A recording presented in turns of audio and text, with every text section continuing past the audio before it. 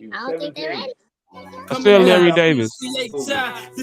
Larry Davis. Right in front of your eyes. They feeling alive, yeah, they feeling the vibe. This is a positive tribe, so come along for the ride. Go.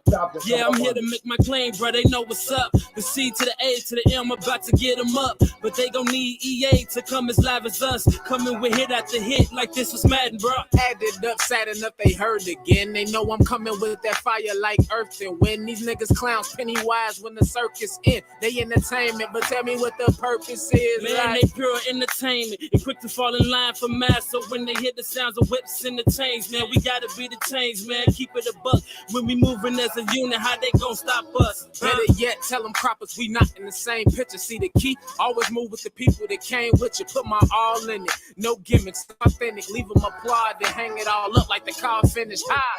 See, man, I told y'all the papers ain't playing with y'all, man. Y'all either gonna come with that real rap or gonna keep lying to y'all raps. Hey, bro, somehow.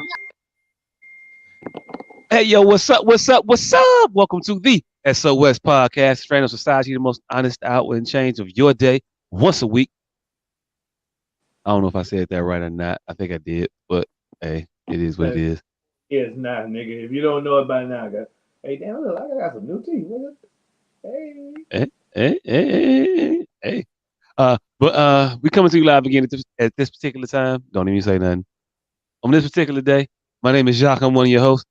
This gentleman down bottom, his name is 244 episodes on the road, ladies and gentlemen. That's how he feels about y'all. And this gentleman right here located to my right, his name is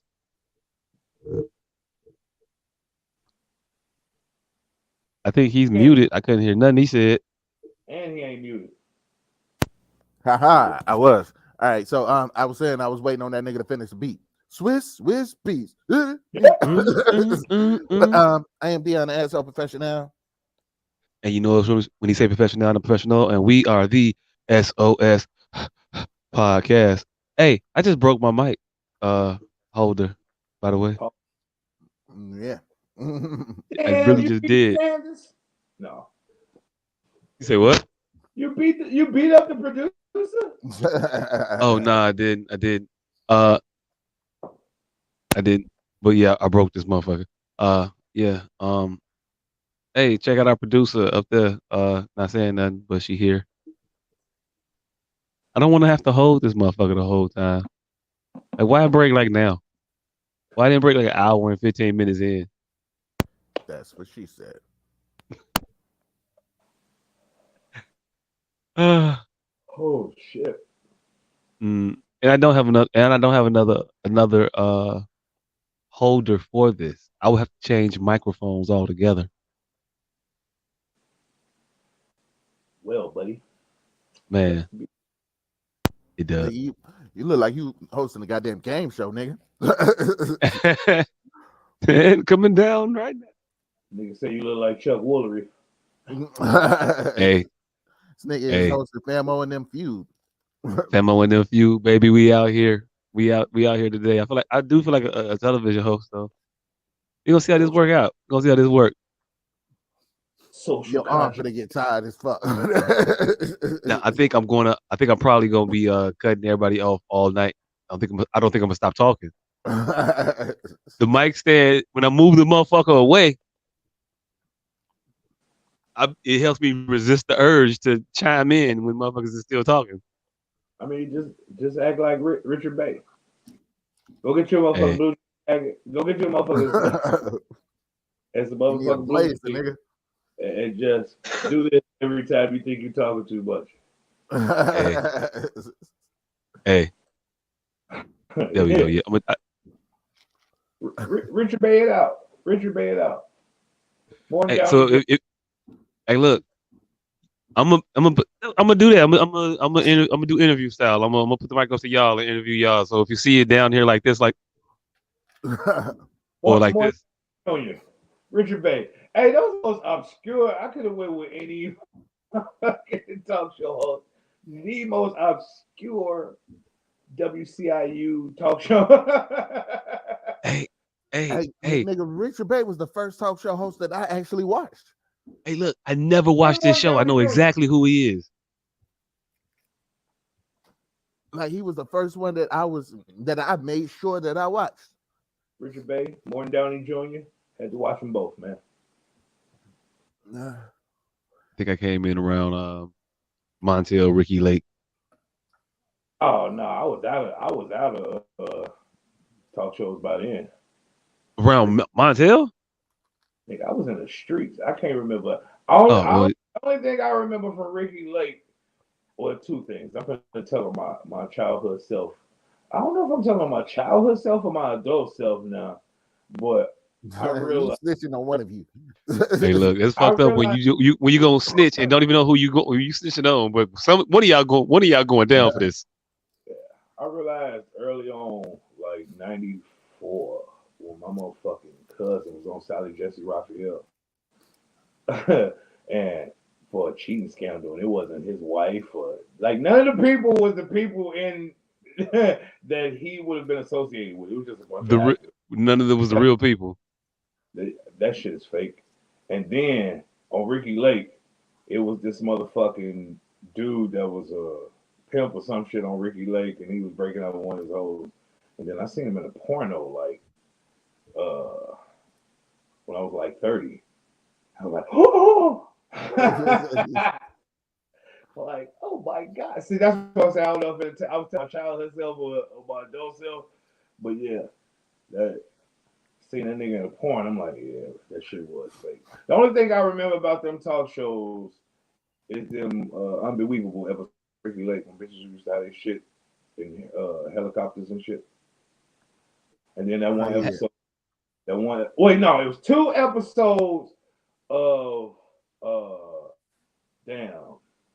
the one on Channel 9, the one where the nigga killed his next door neighbor. Jenny Jones. Jenny Jones had killed. Oh yeah, that was Jenny Jones. For Any Love Him on Jenny Jones.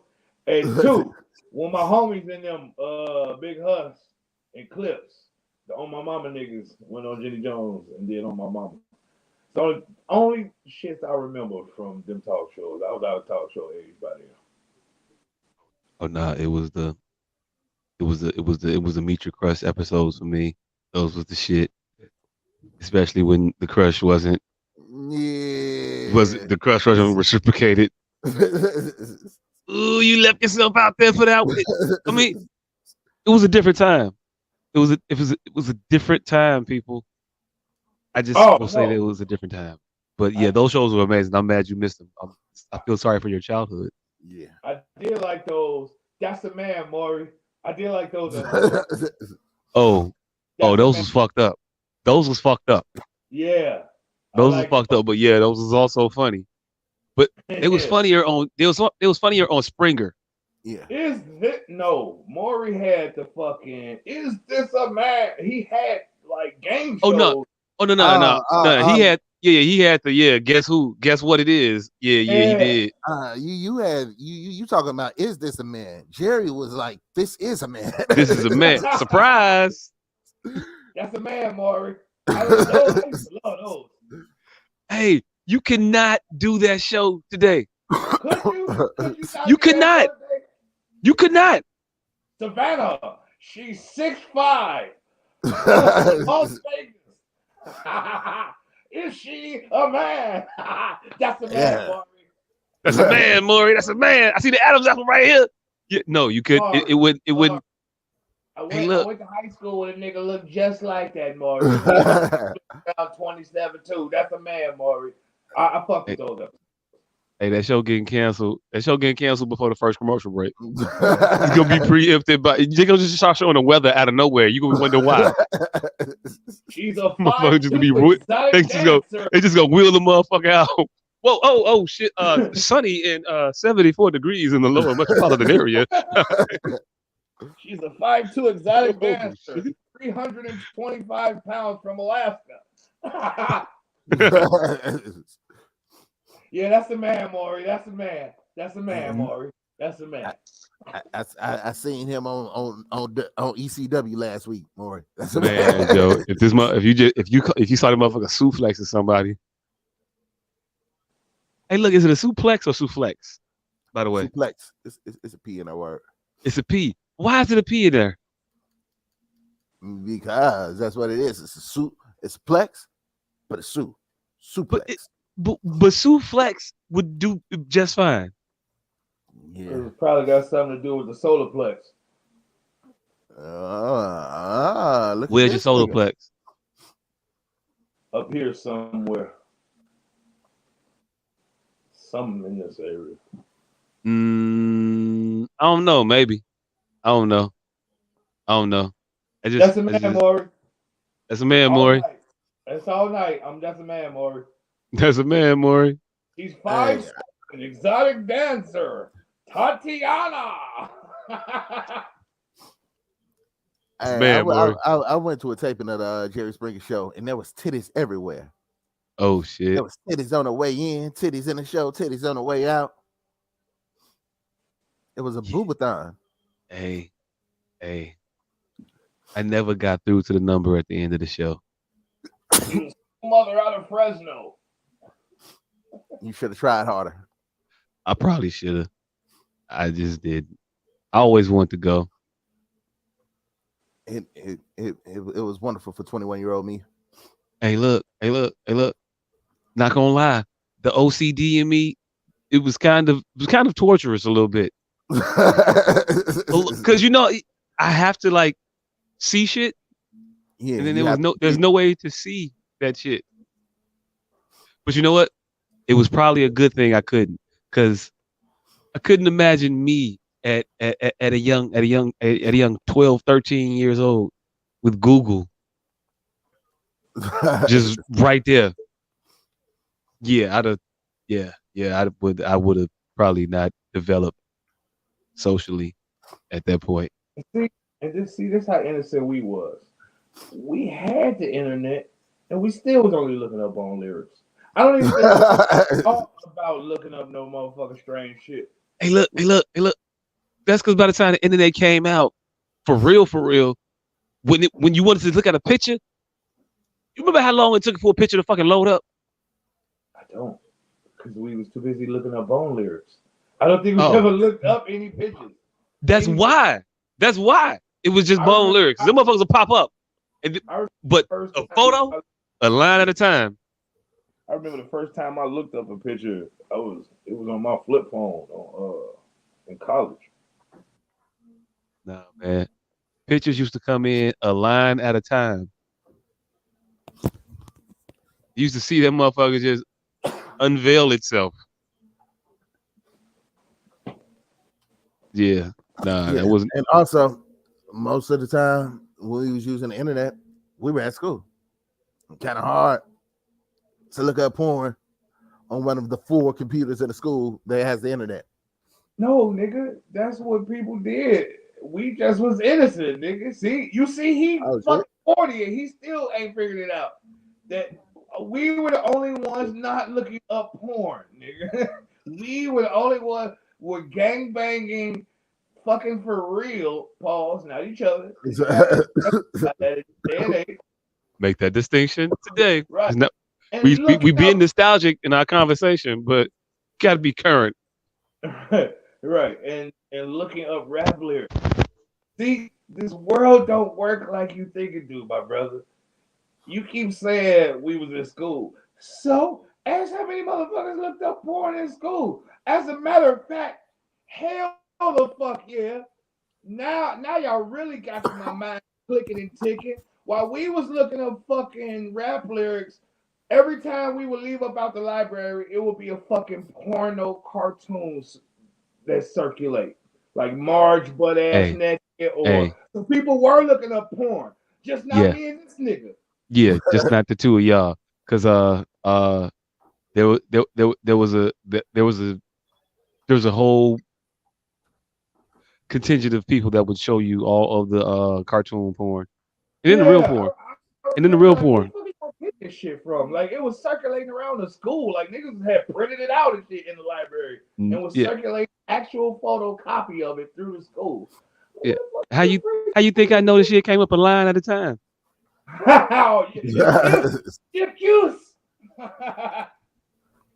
It was you. Hey, look, it wasn't like me per se. I looked, You know, and then when motherfuckers like shows you shit, like, you know, you do it. You go to it. You figure out some shit stick better than others. Like the cheat code to Doom stuck around more so than, you know, the sites where you can go get a picture of a titty. Just took too damn long. You go get caught. Like, nah, fuck that.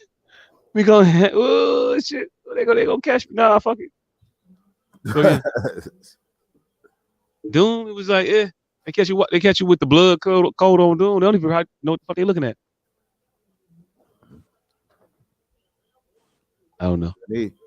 I used to be weirded out by the pictures. I just went down a rabbit hole in my mind. Like, what the fuck are you freaky motherfuckers? I never seen no real ass before. Right. Freaky. Why you want to fuck Marge? Hey, it wasn't me, nigga. You didn't look at it because like Marge was like sexy and no shit like that. You looked at it because Marge was naked. Right. Yeah, it was fucking up the Simpsons for me, nigga. I'm like, I don't want to be. I mean, you never saw Marge in a light where you was like, man, I wanted to hit that. It was just, oh, she was naked. Oh, that's what Marge was like, naked. But it didn't make it awkward. Like it wasn't awkward on Sunday evening if my parents walked in the room and the Simpsons was on. Oh shit, wait a minute. This how awkward that whole exchange was though, now that I'm recalling it. I remember people requesting certain cartoon characters.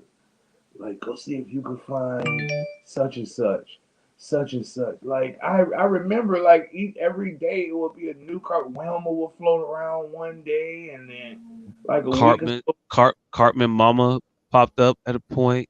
Week or so later, then the Daphne from Scooby Doo. Like, every so often, and maybe it was taking weeks to print these shits out, because it wasn't like, every week or so later, you would get, like, that white cat that Tom was attracted to from Tom and Jerry, and she butt naked. It was just weird. Just fucking weird. And hey, look, those were the 90s. Those were the 90s for you, ladies and gentlemen. What to tell you? Don't know what to tell you. Shit. But hey, gentlemen, how were your weeks? As usual, I didn't do a single solitary fucking thing. Fucking per usual. Not once. Oh shit! I came up off that motherfucker 12 days. Somebody gave me some ass to short 2 days off my motherfucker 14-day fast. And I saw that. So you broke your fast. For some ass. For some ass. A medical professional. Hey look. That's worse than paying for it, by the way. Just go put that out there. Hey, she was a medical professional, and she was hedging against me fasting in the wrong. She said I was fasting in the wrong manner because it was just a blanket fast with no medical supervision, no nutrients, no vitamins. She was like, "Look, I give you some pussy if you just shut this shit down now." I'm like, "Fuck it, I could use a pussy." Let me get a slice of pussy, pie, hold the cheese. You don't even know what happened to you, do you? I don't. She's a plant from the establishment, my brother. Yeah, I was about They to want you. They want you to not find the cure. They want you to be dependent on their miracle cures and their drugs and their food. See, you, my brother, was finding out how to beat the system, and then you was gonna tell everybody. I did, and this was so crazy. I felt like in 2 days I was gonna catch wings, but that moment I was gonna catch some pussy. So you gave up the potentiality for wings. This nigga gave up flight for some pussy. Potential flight, nigga. For some vagina. I'm gonna tell you how good pussy is. Plan B. I'm gonna tell you how fucked up this is. I'm gonna tell you how fucked up a man's decision making process is. nigga got flight on the table and was like, you know what? Nah. I'm gonna tell you how good pussy is, nigga. Plan B's cost $50. A condom costs $1. Okay. Definitely, we'd rather spend that 50. Fam, if pussy wasn't good, Plan B's wouldn't exist. Everybody would just wear condoms. Nah, fam, that ain't why Plan B's exist. They exist because, oh shit, I gotta leave and then go to the gas station and get a condom and then come back. You know what? Plan B only $50. Fuck that. The trip to buy the $1 condom isn't worth it. That's even worse. Hey, look, I ain't say it was the most logical. I'm just telling you why motherfuckers ain't gonna do it. Actually, it is kind of logical a little bit too, though. I mean, if you know what you're doing, hey, look, I ain't got a store run in me to do what I'm trying to do. Like, I'm not gonna make a store run. I don't know about y'all, but no, I'm not gonna. Nah. If I gotta pack this up and go to the store, then come back. You know, first of all, as soon as I open the door up, it's gonna make a loud noise and it's gonna say something. That's on the way out. Then on the way in, I'm gonna do it again. Both those motherfucking kids gonna wake up. Come on. Ain't no way. Nigga, are you fantasizing about your wife right now? How did your kids get in this? Hey, look, my life is sad. It is. He could have been Jamie Lee Curtis finally. I could have been anywhere in the world. You could have been anywhere in the world in that scenario. You said I could have been anywhere in the world. I didn't even know how true life that was until you said to sneak past your kids. We was in condoms. Hey, look, it wasn't even true to life. I've never had that scenario happen to me. But that's extra. That's what I just said. The fuck? That's how you know. I started this off by trying to say you was simping. Hey, look. Hey, you simp. Hey, look. Hey, look. You I'm dunking. I'm simp dunked you touchdown. Same thing. Hey, look, I definitely I saw your tomahawk and raised you a 360. Alley-ooped himself. Alley-ooped himself. Did call glass and shot. No, you hit the ground. You alley-ooped yourself. Hit the ground and called glass. Glass. Stood on the ground. Hey. Bounced it off the glass and then shot it. Up there swatting shots and everything. So you a simp, but in my imagination, I am in my home. You know what? Let's not disparage this black man. That is a place of comfort. That is a good thing. He didn't even have to think about it. He second guessed. He was right in his fucking home. Even in his fantasies, he is in his home. Sounds like no. I feel like that Rottweiler. With the gate open. With the gate open, but they're just sitting there at this point now. Like you don't know you're that Rottweiler yet until the gate was open. It was open.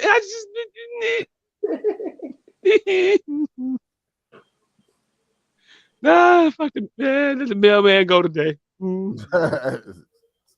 got it, fam. You got it. Wait a minute. You home, nigga?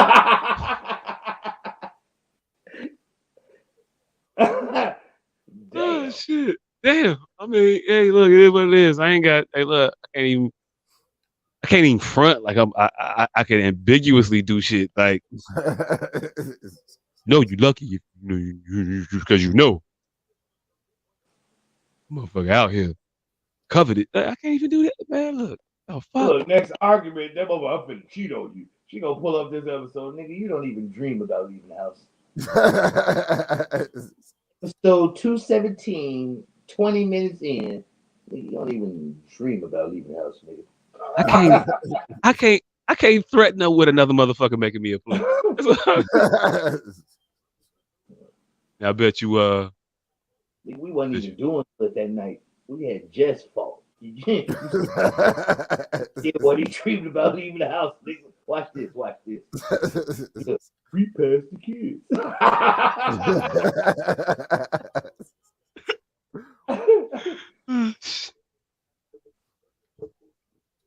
Hey, I mean, it is what it is. hell of a life. I mean, a life, I guess. Yeah. So, what else going on? People, this is Oh, he giving what it we up. He giving it up for a little bit of action, betraying himself. What you do Oh this shit. week? Hold on. Look, the pussy so good, made me forget. Look, I'm thinking of going 2 weeks on, 2 weeks off. Like that be my new lifestyle for a while. Hey, Because look. I got this theory that cavemen, right? We were cavemen longer than we were civilized people. So I got this theory that biology institutes the fact that they had to chase their food for a week or two and then caught it and then sat down and ate for like 2 weeks. So I'm gonna do exercise and not eating for 2 weeks. Maybe nuts and berries, pause, like they will find on the trail, persistence hunting these big game. But it would just be minimal shit for a week, 10 days, while they until they caught that fucking game, and then they would just bear down for 2 weeks, 3 weeks, and then back off on the process. I think our What? bodies may acclimate more to that style of living than the way we Hey, currently. hey, real quick. As opposed to like intermittent snacking, whatever the fuck it is, this is impromptu as noshing that you got going on. this nigga is inventing a nibbling diet. Right. I just want to propose that maybe like the caveman's diet wasn't so predicated on meat. That maybe the meat was a less significant portion of their overall diet. Maybe they ate a lot of not meat shit, like berries and leafy vegetables and shit like that. I don't know. Maybe But they did, maybe they didn't. I don't know, but that was just my guess. I see. I took that into account. That's I don't think that came until later on when we invented farming. I don't think it was just it was. See, the things that most of the things that we eat are genetically modified, and they didn't exist in the manner they existed back then. They were meager, and we just consistently picked the cream of the crop over time, and they formed into what we know. But everything was wispy back then, nigga. It Hey, look, wasn't just man. a bushel of berries. There was two berries on that motherfucker. Hey, look, man. Hey, look. I, Hey, look. you Hey, maybe hey, look. found a bushel once every 7 years. Ooh, a Hey, bushel. bushels today got two berries on the motherfuckers. Bushels back then. Hey, look, the motherfuckers might have been the consistency of gravel, but you know, so were the teeth. So it was doable. No, hell no. Yeah, I mean, They, you that's a what. carrot might have been the same density as a beet, uncooked beet, but shit. No, nigga, that's what they tell you to keep you from playing your own food. It tasted the same. It was just this big. No, not that it tasted the same. That the motherfucker was probably hard as a fucking rock to eat. It I was don't tasted know. the I same. mean, Looked the same. It was I just just this think big. I Then they just got think a with less. bigger one, so niggas start just only eating those, and then motherfuckers like the bigger one, and Yeah, then the bigger but one's just hey, look, if I eat about seven of these little, if I eat these little fun size carrots before I know they was fun size, they was full size. This was a regular carrot, and hey, look, these motherfuckers grew out the ground. We just pluck them up all the time, pick them up, dust them off, eat them, walk exactly. around, and then you might see a slow pterodactyl, and you wing that motherfucker, bing, That's that's why drag it it's a back. nibbling diet, nigga, because them carrots was the size of Tic Tacs, motherfucker. They were just as plentiful as they is today. They were just the size of fucking Tic Tacs. That's all I'm saying. So they was everywhere, but tiny. And niggas just started cultivating the bigger varieties and bigger and bigger and bigger and bigger. Pause. Until we got to farming. But yeah, it Hey, was berries everywhere, but I tiny. thought farming was an advent of scarcity of food. And before the scarcity, it was an abundance. And I think with less motherfuckers walking around, shit was just plentiful. No, Shangri-La. no, D-die. no, Look wasn't at no. this. Just grapes galore. They tough as shit, but they all mine. All them niggas wasn't eating dirt cookies for no reason. They just was thought it. Dirt cookies was dessert, man. The dirt was delicious back in the day. It was nutrient rich and dense and shit. You could eat that shit. But Niggas walked you know, 100 miles that way and it was desert. Walk back to their crib in the desert. Then walked 100 miles that way in the desert. Then walk back to their crib in the desert. Then walked 100 miles that way in the desert. Then walk back to their crib in the desert. Then walk 100 miles that way in the desert and walk back to their crib in the desert and say, you know what? We finna eat dirt cookies. And that was just Tuesday. And that was just fucking Tuesday. And they've been eating dirt cookies ever since and thought wasn't nothing. I'm telling you, dirt cookies was fine. This motherfucker rock was all right till they put a Hyundai on it. Then it went to hell. I'm telling you, I'm not bullshitting. I think a caveman would look at Earth right now like, what the fuck did y'all do to this shit? It used to be all kinds of, and you gotta do what? But then the motherfucker might look like, oh, you can break your leg and then live? Like, what? Broke my shit. That's how it took me out. It was over. What years old? It was over with. Right. You lived to what? Nah, the motherfuckers they might have lived about 15, but they were strong as shit. It's a hell of a 15 years. I don't know how long cavemen lived. 80. 80? It's a hell of a life. Shit. Hey, it might be something to them tough ass carrots. Hey, it's a whole new theory going. The cavemen ain't really extinct. They're just white people.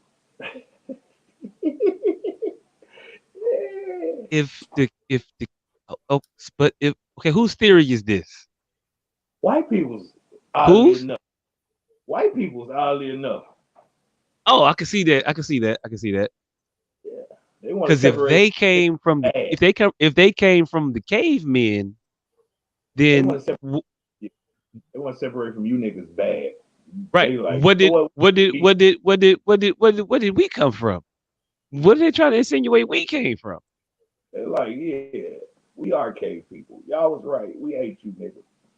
That's the but what are they insinuating we came from though? See, there's a we're Homo erectus and they're Homo neanderthalis. Oh, so okay. All right. So what they say, I ain't mad at that. I wouldn't be mad at that. I'll take erectus. Oh, you should, nigga. That insinuates that Neanderthals was the first people here, and you come from them. They go monkey, then you. They trying to say Lucy is them, nigga. Hey, look, some shit we fight to hold on to. Why? Why don't you want to be like the new improved model or some shit? Sometimes you gotta learn how to spin the narrative about some things. Because you don't know what they writing on paper about that narrative, motherfucker. They go get you accepted that narrative and be like, oh. That's why. Hey, look, that's why you gotta do more than say it. You gotta write the shit. But you gotta write it. Narrative they writing. Hey, look, I don't know what to tell you. You gotta you form the narrative. History is gonna look back at how it was looked on at that time. I'm talking current narrative, nigga. Fuck around and make fucking Homo erectus 1/3 of humans. You crafted this perfect narrative to go along with their narrative that, yeah, you're right. We are the new model. And they ha, nigga, gotcha. Y'all aliens. Y'all don't get to vote no more. You're like, damn it. I thought you was writing a history book. I didn't know. Hey. Or maybe we just say only aliens can vote now. Change the future. Or maybe we just say only aliens can vote now. I don't know. Every scenario in this situation has us at a lack of power. I'm just saying. At a point, we gotta take it up. We gotta take it over. Exert some power. Use some pool. The next step in evolution. Hey, I mean, if that's the route they want to go, I mean, I'm just saying, everything ain't got to be a fight. I always thought that was the reason why I agree with Magneto way too much. Yes, I am different than you. I am better. Thank you, Magnus. Thank you, Magnus, for leading the way. Ultron ain't been sounding bad lately neither. You say what? I said Ultron ain't been sounding too bad neither lately. Hey, Ultron. No, Ultron was not sounding good at all. Well, he wanted it over with, motherfucker. Hey, Ultron was here for 5 minutes. He was like, "Yeah, you know what? All These of them. motherfuckers gotta go. All of them. All of them. All of them. All of them. Motherfucker, I can't even plead my case. Gee, like I'm pretty good at some shit. You might need one. You might need one of me. You might need one of me. I do a lot of things, man. You know what I'm saying? Good with a hammer. Oh, you got Thor? Shit. But he kind of, but he reckless with his though. I never lost mine. I've been feeling real Sokovia-ish lately. Mm-hmm. Nah. Hey, I just watched goddamn Civil War again. Civil War's my shit. I think I'm ready for Black Panther Civil War. Black Panther Civil War. Yeah. Hey, look. I know. I ventured out last week and I said some things, and I just want to take the time to express to you guys how right I was about the things that I was saying.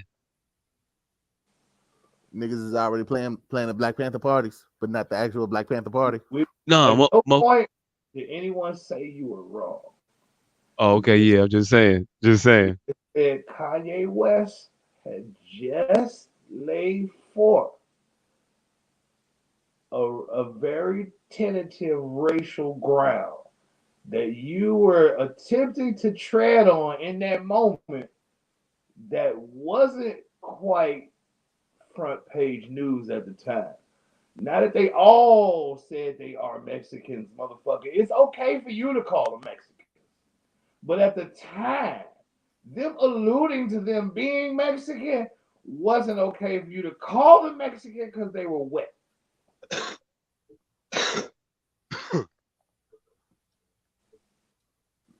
That's it. That's all I was ever saying. I don't know what he was saying.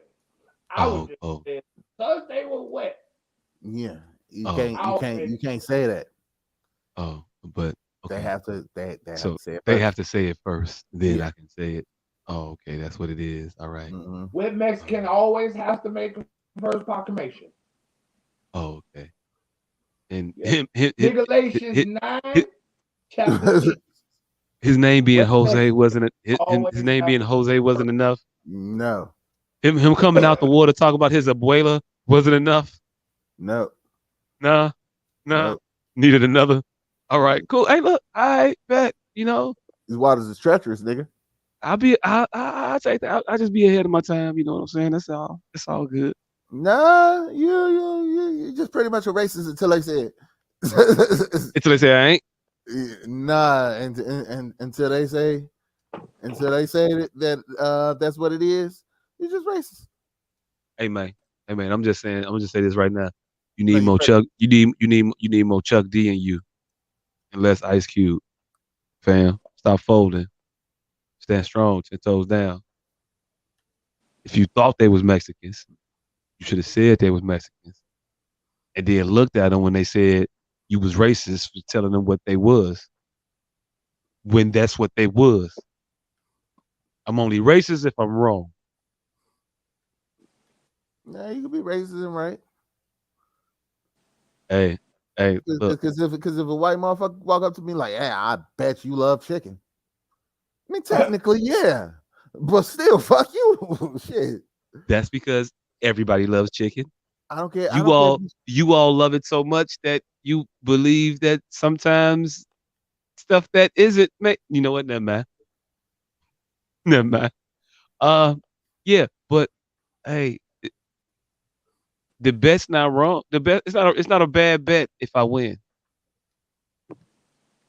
Ever. Nah. It's not a bad bet if I win. Every gambler will tell you that was a horrible bet. But nah, not if I win. That's why they have gambling gods, nigga, for horrible bets. Not if I win. Hey, look, if the shit was paying 90-1 and I hit, you finna tell me that was a bad bet? Huh? If it was Mike Tyson against Floyd Mayweather, yes, bad bet. Hey, look, maybe you should just listen to me next time I tell you that a duck will pull a truck, hook the motherfucker up. Hook the duck up. That's all. I'm just saying. I'm just saying. Just saying. So when I bet on that horse, that horse named Three Leg, that's coming in at 150-1, and I tell you, hey, yo, you need to get down. His mother was a mother. Mother was a mother. His father was a mother. His father was a mother. Loves the mud. Loves the mud. Loves the mud. Yeah, damn it, that's a Seinfeld reference, ain't it? Yes, it is. Okay. Yeah, it is. His mother was. Hey, look. And not only is it a Seinfeld reference, it's one with Kramer. We all the way fucked up. Yeah. Yeah, you can't be talking about this subject and use the Kramer. Definitely did. Hey, look, it is what it is. My favorite football team got a white running back now. I don't know what the world is coming to. Oh, shit. I don't know what's going on. We're going to have a white running back and a black quarterback next year. That's what our team is going to be comprised of. Yeah, your black quarterback handing off to the white running back. Man. I don't. Is that coming full circle racially? Nah, y'all got to trade for Cooper Kupp, and then we can say with it. Hey, look, that ain't what. Well, that ain't coming. We got to get a black center then. The Mexican corners. See, your black quarterback got to fake the handoff to the white running back. Hey, look, 50-yard bomb. Hey, look, this is us beating the black quarterback by 10 yards. This is becoming less and less like we are becoming just equal. Like, I got one, you got one. This is becoming less of that. It's becoming like more like I got one, you got like 5. Like, wait a minute, how'd that work? Well, I got one and then I lost 5 others. Like, wait a minute, you causing a lot of job losses for some brothers. Wait a minute. You wanted to unite football. After the white receiver catches the touchdown pass, the black kicker gonna kick the extra point. And we're back. Hey, look. We traded a wide receiver for a kicker. Is that what you did? That if the black coach don't call for 2. I'm just saying. I'm not. What'd you say? Asian kicker, 2 Mexican corners. No, there is an Asian kicker. Young Hoku. Why all these names be sound that you know the motherfucker from the dude that played basketball, Fat Ho? Oh yeah. I mean, why they names be like that? If I say Fat problem. But Fat Ho ain't Asian. Oh no, he's not, but he is though. He's a black Frenchman. Hey look. Is his people who named him Fat Ho?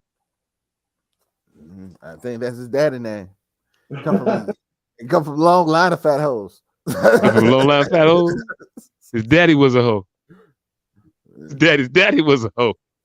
His daddy was fat hoe. His mama was a fat hoe. Hey, look. Hey, look. He's the only motherfucker that can go, bitch, you knew I was a hoe when you met me. Daddy was a hoe. His daddy was a hoe. Both of them married fat hoes.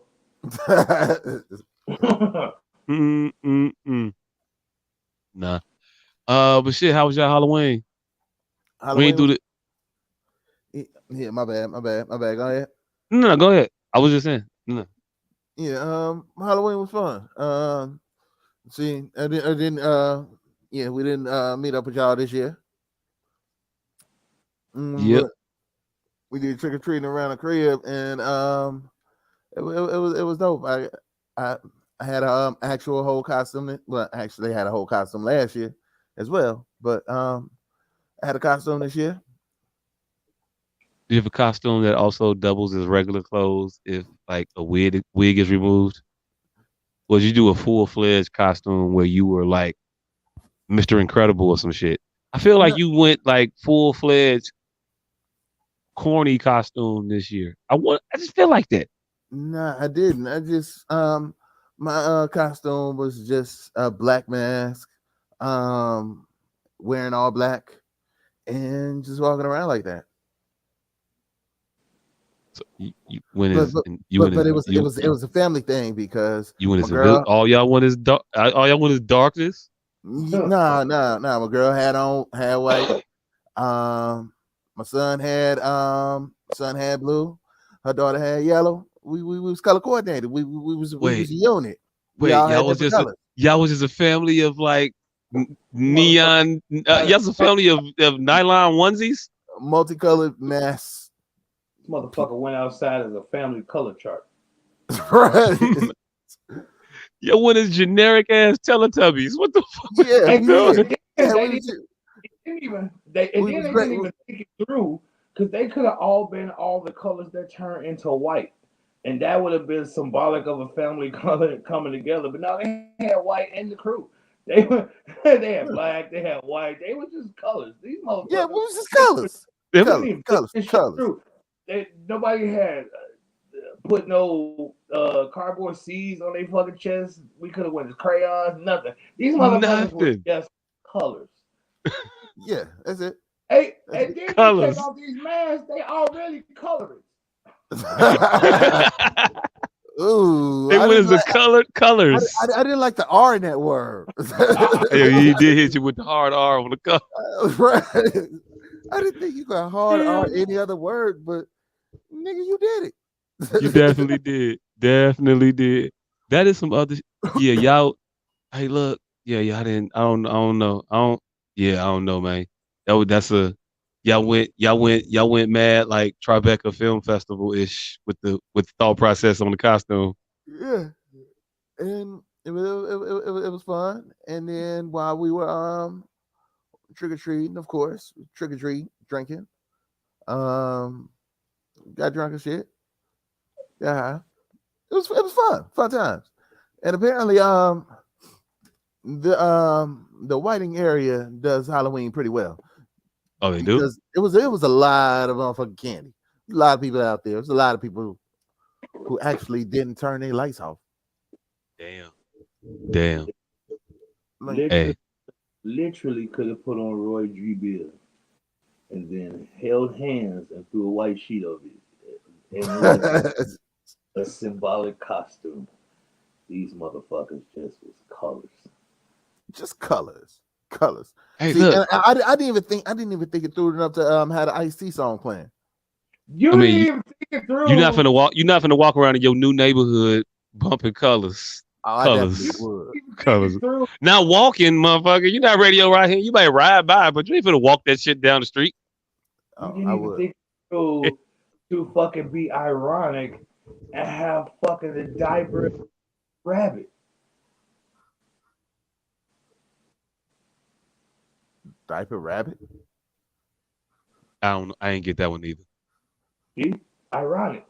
Esoteric. You could have let them all fucking walk down in colors.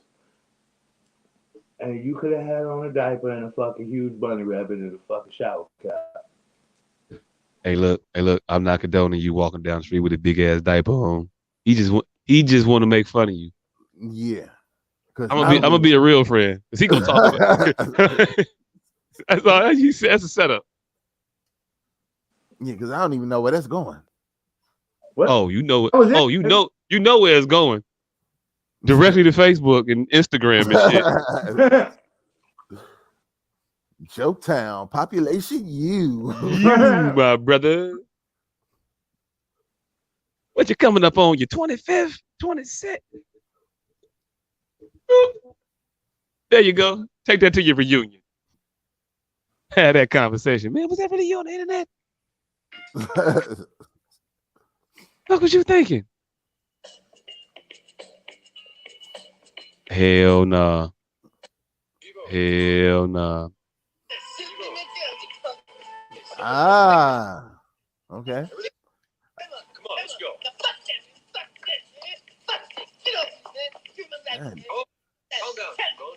God damn it, Damon Wayans.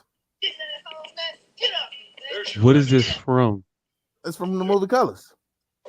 Oh shit! I did not remember that scene from Colors. I That's the do. very beginning of Color. I Damn. do. He could have Damn. killed that. He could have killed that costume. He could have killed that whole them walking around and just Roy G. Biv and him in a diaper with a big ass rabbit and shadow cap on. That shit would have been so fucking 4D.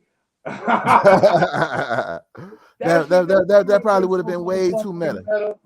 Way too meta. That shit would have been so meta. You would have been a legend. They would have had to. You would have been hated for 100 years, cause no people would have been so stoned that they would have fucking been pissed and couldn't admit that it was dope. Just couldn't. So it would have been 100 years, and some white boy dig this whole episode up, or whatever episode we roasted you on. Because it would be a roasting. No, he was a genius. He doesn't miss. Ahead of his time. ahead of his time. Hey. Yeah, that was my Halloween. So how was yours, nigga? Oh, I did. I toured. I went around on our normal stomping grounds, but we took a different route. I saw a really creepy house with a bunch of the bunch of Pennywises and the music from American Horror Story. We folks had a carousel outside, so we don't know if we're gonna eat their candy. But other than that, everything else, was pretty cool. They had a random motherfuckers doing a community service as a Mike Myers. So that was dope. Other than that, it was cool. I had a student in class today tell me they can't ring my doorbell and I wasn't at home. What was I doing? And what was your first question? How do you know where I live? hey, look, I already know how they know. I got caught walking home. So yeah. So yeah, that was pretty much how. Hey, look, when you working at a neighborhood school and you live in the neighborhood, chances are some of the neighborhood kids might live on your block. Yeah. Yeah, I got son to live on my block. Like, oh, that's your house? Oh, you right there, huh? Okay, all right. Well. It was like tell your mama you got an F. She will go see me. On the windows. Oh, yes. Was like, you can tell my mama your window's gone. And it was probably like I was wondering who that was on the block that never shoveled their goddamn snow. Nah. I'll always shovel my snow. Maybe not my steps, but the sidewalk be good. Always. Yeah, nigga, your steps was a goddamn death trap, nigga. Shit. Hey, look, it's just because the way the gutter is right there, it overflows sometimes, and then it washes the salt away, and then it just freezes over, and it's the ice capades. Hey, don't nobody be over here no way, so it's all good. It actually it's been better since we've been having the boy go to school and not wanting to die on the steps in the winter. So last winter we was straight. So I think I got a good system going now. I keep the salt on the steps outside. So you salt it as you go in and out, and you keep a good consistency going. It's decent. Yeah, but nah, that's been my week. We had a fire drill today. And before the fire drill, one of the teachers ran down the hall and into each classroom and told the teachers we were going to have a fire drill. which I thought defeated the purpose of having the fire drill. Because it's like I'm not teaching now. I'm done teaching.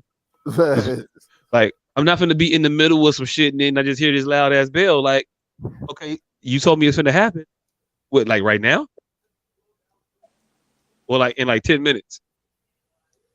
Oh, we don't know yet? Oh, so I'm done for the day now. Okay, yeah. All right, we gonna stand up by this door and wait for this fire drill. Hey, look, I ain't have to stand up. I was just like, all right, everybody go ahead and close y'all Chromebooks. Get y'all papers together. Make sure your name is on them. All right, now be quiet. Let's sit here for a minute. And then I was just waiting. And it was a good like 3 minutes. So it would have been pointless for me to continue talking to these children to teach them anything for this next 3 minutes before the motherfucking bell went off. And then it did, and then that was the end of our day. Because yeah, good luck getting a bunch of motherfucking 7th graders settled down after this fire drill when they've been outside and it's nice as fuck outside. I always wonder what it was like on the teacher side of the fire drill. Horrible, like, horrible. Cars ride by with booming systems, and I say that dating myself, I know, but they do, and then they play inevitably some shit that don't need to be played in front of a bunch of fucking children. But you got assholes in the world that I think see kids outside and be like, "Yep, way up." Let me play the most ratchet shit pop all the way up to impress some children. Like Nick, you got a license, fam, and I know you didn't. And I know you didn't just get this month, but this is an elementary school. The fuck? What the fuck? Like, what are we doing? Who are you impressing here? Hey, you know what? I ain't even mad at that. Like, fuck it. These ain't my. Let's get these little kids turned all the way the fuck up for the rest of their class. Appreciate it. So now for the rest of the period, the kids just in the classroom rapping. Mm-hmm. I'm from 64th. We ain't from 63rd. Yeah. And then it's like being the parent. It's like it's a bunch of experiences. It's like being the parent of some badass kids in front of other parents. But they also got a bunch of badass kids. So y'all sitting there trying to control y'all badass kids as to not be judged by the other parents that also got badass kids. Because you don't want to have the worst kids. Nah. So your class can't be out there acting more of an ass than everybody else does. So you trying to calm your kids down and engage other people's kids? Like, all right, that 4th grade class is acting way up. Yeah, 306 out there trying to 308, but I know 308 better be in line right now. That's what it is. And then you don't recognize the kids and they all blend the fuck in. Now I don't know who's in my class and who not. And then you just sitting there pointing 308 right here, right here. and then you say right here and like 3 kids is in front of you. Right. I said right here, back up. Like it's their fault. Like, no, Mr. You not understand my instructions. No, Mr. Miller, you started the line in the wrong spot. You said line up, and I was standing in a line, and now you want to move. Mr. Miller be tripping. What the fuck wrong with him? And they go, he gonna see that. We'll go out through a rocket. It's outside. Right. Ding dong dish the shit out of him. Hey, I got a ring. You can't ding dong dish a ring doorbell, but I do need to. I now need to invest in some of those cameras because I need to recognize some of these motherfuckers. Because I had a boy tell me today because I helped him out of the gym. And I was giving them a talking to. And I said, what if I called your mother and told her how you was acting right now? Boy told me that she gonna believe me. Damn. And she gonna come up here and act a fool. I said, oh shit. And I believed him too when he said it. He just said it in a way that it was convincing. Right, he was confident. He's seen this movie before. Hey, look, this 7th grader knew what the fuck he was talking about. He know his mama. I don't. I'm out here with no information. Anybody told me about this bitch? I don't know nothing about her. She could be a lunatic. This motherfucker go home with her every night. Right. I don't know who this bitch is. This little nigga speaking from experience. You got that one. I was like, you got, but I was like, all right, she might, but if she come up here acting the fool, she gonna leave in some handcuffs. Is that gonna be worth it? Is that gonna be worth it? Shit, it was last time. Hey, look, he said she don't care. I said, okay, well then, you know what? People should want better for themselves. I'm there. I'm there now. I'm there. And it's like, what the fuck do you do with somebody who does not give a fuck? Man. Being raised by somebody who also does not give a fuck. It's fine. The only thing you can do is give, not equal a fuck. Right. Well, fuck it. I send that bitch all the way to jail. Hey. Both your parents gonna be in jail. Yeah, but what do you know about my daddy? That part. Hey fam, your mama come up here tripping, I'm here with a Hey. Hey, look, man, they catching teachers on camera saying all kinds of shit nowadays. You can't be up there threatening kids out in air, open air. Bro, you can turn the pedigree from your arm around somebody's neck just talking to look like you slipped. I'm pretty sure. Hey, look. Pretty sure. I'm gonna keep it a beam with you. This is 2022, fam. Why is your arm around this kid's shoulder? They don't play that shit neither. I'm talking about his mama. You gonna tell the mama, nigga? Oh, shit, damn. Be like, let's be sweetheart. Oh well. So it's okay. You go shiv this. You go shiv a bitch, and then walk smooth off. A triple H pedigree the shit out that bitch. I don't know what happened. You gotta talk to my youth leader. Yeah, but nah, that motherfucker told me that shit. I believed him. I was like, okay.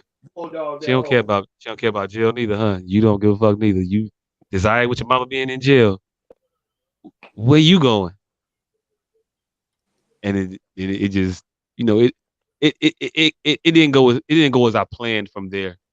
I thought I was gonna have a you know, one of the moments. You know what, Mr. Miller, you right.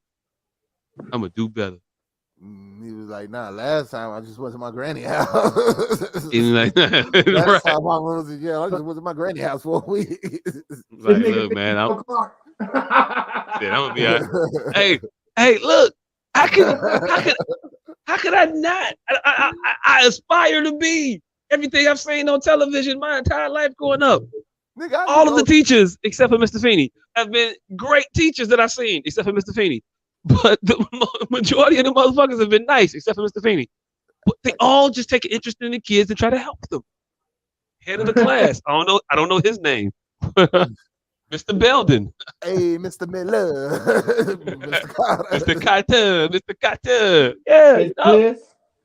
That nigga Miss Bliss. That nigga in class. What the fuck was his name? From which one? Head of the class. Robin Givens. Oh, that's the one I can't remember his name. I can't remember that teacher's name. But that's the dude from WKRP in Cincinnati. Hey nigga, how you gonna try to hire learning some kids that live on the same block as you? That's what I thought the chess level higher learning move was. As long as one I come from where you come from. Nah, that white bitch ain't come from. No, what I'm saying was I thought that would be my one-upsmanship. I'm from where you from. Motherfuckers ain't rich. You should be all right. I come from where you come from. They said, "Oh, you still over here too, huh?" So, nigga, you didn't make it, so how the fuck you gonna teach me how to make it? Why am I going to try? Nigga, you didn't even make it from over here. Right. I This little motherfucker got a part. I said, "Shit, you know what? You know They what? made you stop trying. You know what? You know what? You know what? Fuck y'all. Right. Fuck all this shit. Fuck all of y'all. That You nigga know say, this one. I'm gonna introduce your mama to a man that's gonna ruin her life and her credit. That's what I'm gonna do. Melvin, hope you like Kool-Aid and sausage, nigga. Hope you like Kool-Aid and motherfucker. You Yeah. motherfucker. I know what you gonna care about. I know what you gonna care about. Your mama go, ooh, Clarence. Late at night. You ain't gonna like that shit. That shit gonna make your pillow tear stained. I know that much. Yeah. That shit gonna hurt your heart. You finna break this kid's soul. You better calm down before I have a couple of my guys from the train of your mama. Hey, look. Hey, look. Ain't happened. Not again. Hey, Not again. hey. One of these motherfuckers, these little motherfuckers got jokes. I am not bullshitting you. This motherfucker was roasting the teachers' Halloween costumes. So they was like, Miss such such, you see her, she was dressed as a skeleton. Motherfucker was like, I don't know why the hell she was a skeleton. She was a fluffier educator. I didn't know who they were because they was using these teachers' names. And I didn't see the costumes, and I don't know none of these bras' names. So I didn't know who the fuck he was talking about. And the motherfucker said, I don't know why the hell she is skeleton. She don't need to be one. And then they said this other teacher, like, you know who should have been a skeleton? Miss such. And then one boy was like, nah. She should have been Jeffrey Dahmer. She already wear that same kind of wig he wear. I knew exactly who he was talking about. And that shit was fun. And that shit was funny as hell. Cause he was right. Cause he was right. All right, so what is your loyalty stand at that point? Are you loyal to your fellow teachers, or are you giving props to the joke? Hey, look. You remain outrightedly loyal to the teachers and provide a united front. But in your mind, you are cracking up. And in the lunchroom, you damn near wanted to tell her today what that kid said about her. But she looked like she was going through something, so I ain't say nothing too. She definitely came in the break room. She was disheveled. And we was talking them jokes. Hey, look. And I've built like not a rapport, but I've talked to some of the other people that work there in the building. So I've had lunch with a couple of them a couple times now. So we was in there, we was just talking, and I talked a little lighter with them. You know, it's better now. It's cool, and I don't have that rapport set up with her. But she came in when I was in full rapport mode, and it took everything in me not to say, "Hey, oh, you need to hear what these children say about you." Because she was talking about, she said she was being bullied by these 8th graders. And she is not lying. They tore up her board. They cut up her hall pass. Who the fuck cuts up a hall pass? These motherfuckers did. She found her hall pass cut up and it hurt her. She was like, they cut up my hall pass. Like, what the fuck? Well, she should have came dressed as Michelle Pfeiffer. No. She should have, but she didn't. I was dying. I was dying laughing. And then I went, I'm kind of fucked up. I am a little bit. So I was like, hey, so what's been your experience talking to the parents? Like hoping, wishing? Trying to find out about this kid. She said this woman cussed her out, said, I ain't had no problems with him last year. Ain't nobody called my house last year on him. Why you calling this year? I said, damn. Oh, that's your mama. Nah. Yeah, my mom. Told she's gonna believe me. And that nigga just Oh, she's gonna believe me. the nigga yelled out the assembly, told you. I was dying. I was dying laughing on the inside, but I didn't want to laugh at that woman in her face, like, because you don't never know what's gonna push somebody over the edge, and she looked like she was on the edge a little bit. You gonna be the cussee, but not the cussor. No, I didn't think she's gonna snap on me. I just didn't know she's gonna like I'm about the go to mama, a car nigga. and cry. A mama. Oh, yeah. Mm. But yeah, that was my week. That was pretty much it. An hour in to the show. I guess we can start our show. We do have topics this week. Oh shit! I Start forgot to out ask. with Hmm? Start out with the rest in pieces and shit. All right. Well, I ain't know it was multiples. I thought it was just one. Oh, well, that one's good enough to not reverberate later on. All right. So we're gonna start it off by saying rest in peace. Give our condolences to the family of the uh member of the group Migos, Takeoff. His family, his friends and all them. Our condolences to y'all. Rest in peace to that young man. He lost his life at 28 years old. Uh, Monday or was it Sunday night? It was Sunday night. Sunday night in Houston. He lost his life. No, actually, I think it was Monday night. Okay, Monday night. Yeah, but he passed away due to some gunshot wounds. So rest in peace to him. And condolences to his loved ones and all of that. Yeah. Okay. Well, that out Well, the way. now the stories that we have right now surrounding the details of his man's death are as follows. They're at a dice game at a bowling alley in Houston at an event or a private party or whatever. After said private party or event had concluded, they was in a foyer area or something like that, I think, or a bridge or whatever. But they were out there hanging out, bunch of people, uh, shooting dice, shooting the shit, talking, whatnot. Apparently, Quavo got into an altercation. Some words were exchanged in the area of basketball, of all things, with some gentleman that I don't think they identified just yet, but I believe they said he was an associate of Jay Prince's. Um, yeah, take off. So they said that Quavo was into an argument with a gentleman.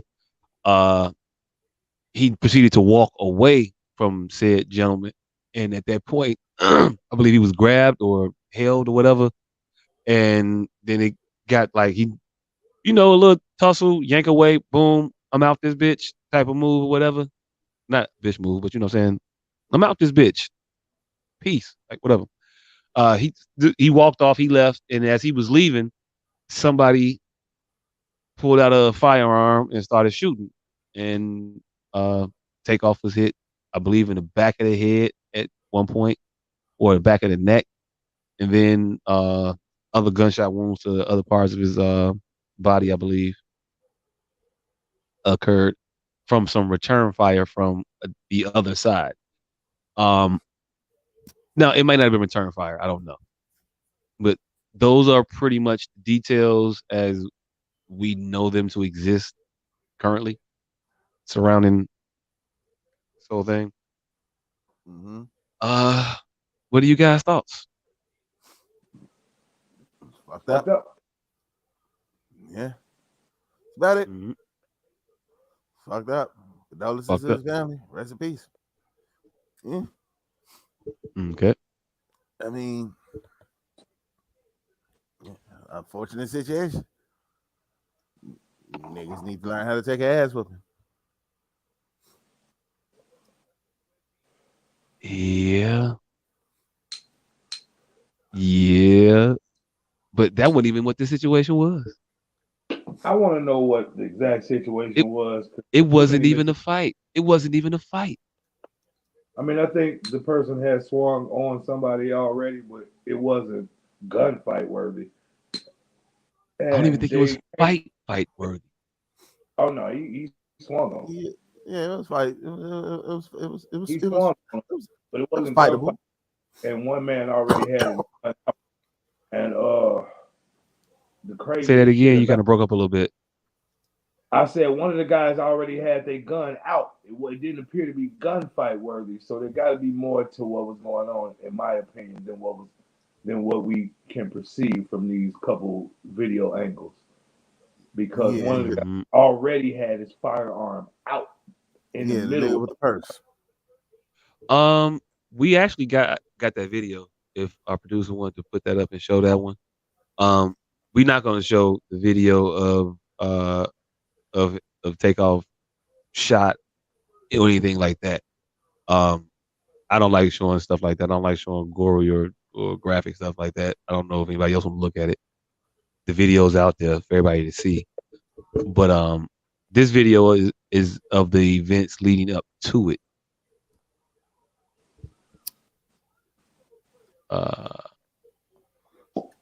Yeah, I put it in the chat. Let's see.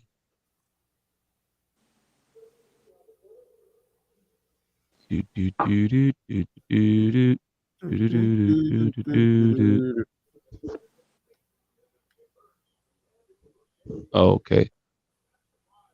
Yeah. Yeah, go ahead and play that one. If you're anything like me, you despise the use. Oh, shut up. You gotta take out the ad. It's always an ad. It's always an ad. Or you can put up an ad block. Hey, we could use one. I don't know why I don't. I'm old. I don't know how things work. You know how long it takes me to answer my phone nowadays?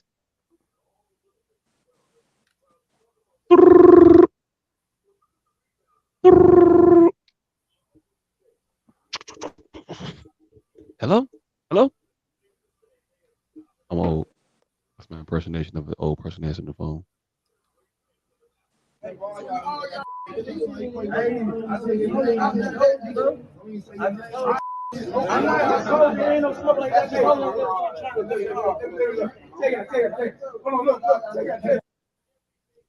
Gun.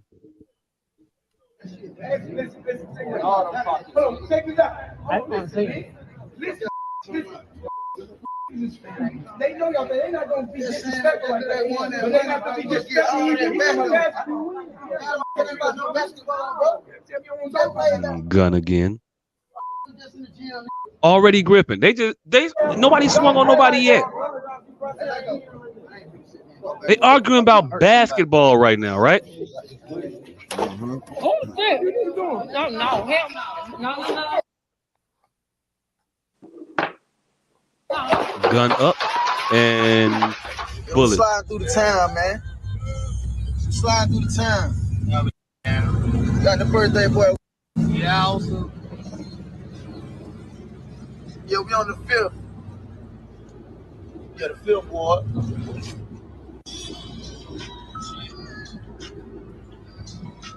Like them. I got one for you now. I got a 6-1. I see nephew in the back seat back there. You gotta ride around listening to something. Okay. Yeah. I don't know if y'all saw that bag. Oh shit, man. That strap on that bag there. I don't know if y'all saw that. And I don't know if y'all saw in that video earlier in that video the individual that was gripping that gun. Also, I don't know. I don't know who's who. I don't know who did what. I just know in that video. Detective Caruso. Point is, what? What the who? Hey, look, they putting it out there for you. But yeah, like I said, I just need to know what's going on because clearly he was clutching way before the shit got to what we all would deem shoot worthy. So it had to be something prior going on, maybe earlier in the day, maybe earlier in the argument that we weren't privy to. Okay. All right. Cool. We not privy to it. Why is law enforcement not privy to it? Why isn't that guy right now cooperating with law enforcement, letting them know who he is and what's going on, what was happening with the situation? Question I also have, because it came out, and I'll turn my camera back on, but it came out way too early that it was friendly fire. That far before any law enforcement I've ever seen make a public statement. Oh, because law enforcement didn't make it. I heard it from a girl on fucking the internet on fucking World Star or some shit. The point is, there was too many details far too early for me to make a judgment on what I saw transpire in the video. Because everybody recorded it in real time. Nigga, there was at least 8 different angles of that shit. It's wild. Everybody was live, streaming, recording, watching this shit in real time. The argument, the motherfucker with the gun, they wasn't filming him like to show he had a gun. Oh, there's his gun. Oh shit, there's him again. They just filming regular, just picking up all of the shit that's happening in the room. That's all that's happening. That's why all the details were out so fucking fast. That shit quick than a motherfucker, because shit, everybody recording. Yeah. I mean, what are you thinking? It wasn't the story that they said. I said I ain't thinking shit. My post was from before, hours before somebody called me from standing out there. So I know exactly what you mean, nigga. If you look at when my post was made, my post was made before the fucking girl on the fucking shit said some shit. I didn't know you made a post. I know. I know. I was just talking. It was at 3 o'clock that morning. It was like 3. Oh. Mm-hmm. It wasn't even news at that point.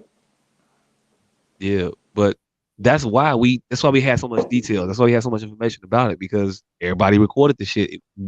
Everybody was recording a dice game with these millionaires that they don't really touch all that often or see. Or they just want to kick it with for clout because I'm in a situation that is fucking lit. Like, who the fuck is doing this but us? Instagram, that's what they do nowadays. Everything is taped. So we're gonna tape the party. We're gonna tape the dice game. We're gonna tape the argument.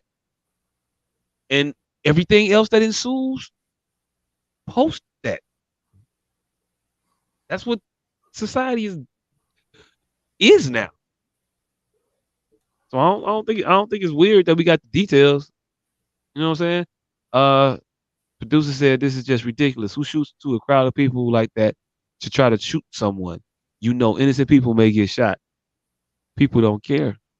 People don't care. People start shooting in non-shooting situations. Nobody. I don't know. I didn't see the swings. I don't know about that part of the situation. But it wasn't a shootable. It wasn't a firearm offense. There's no reason to bring your guns out. I'm sorry. That's a fight in the story. You don't need a gun for that. That's a fight.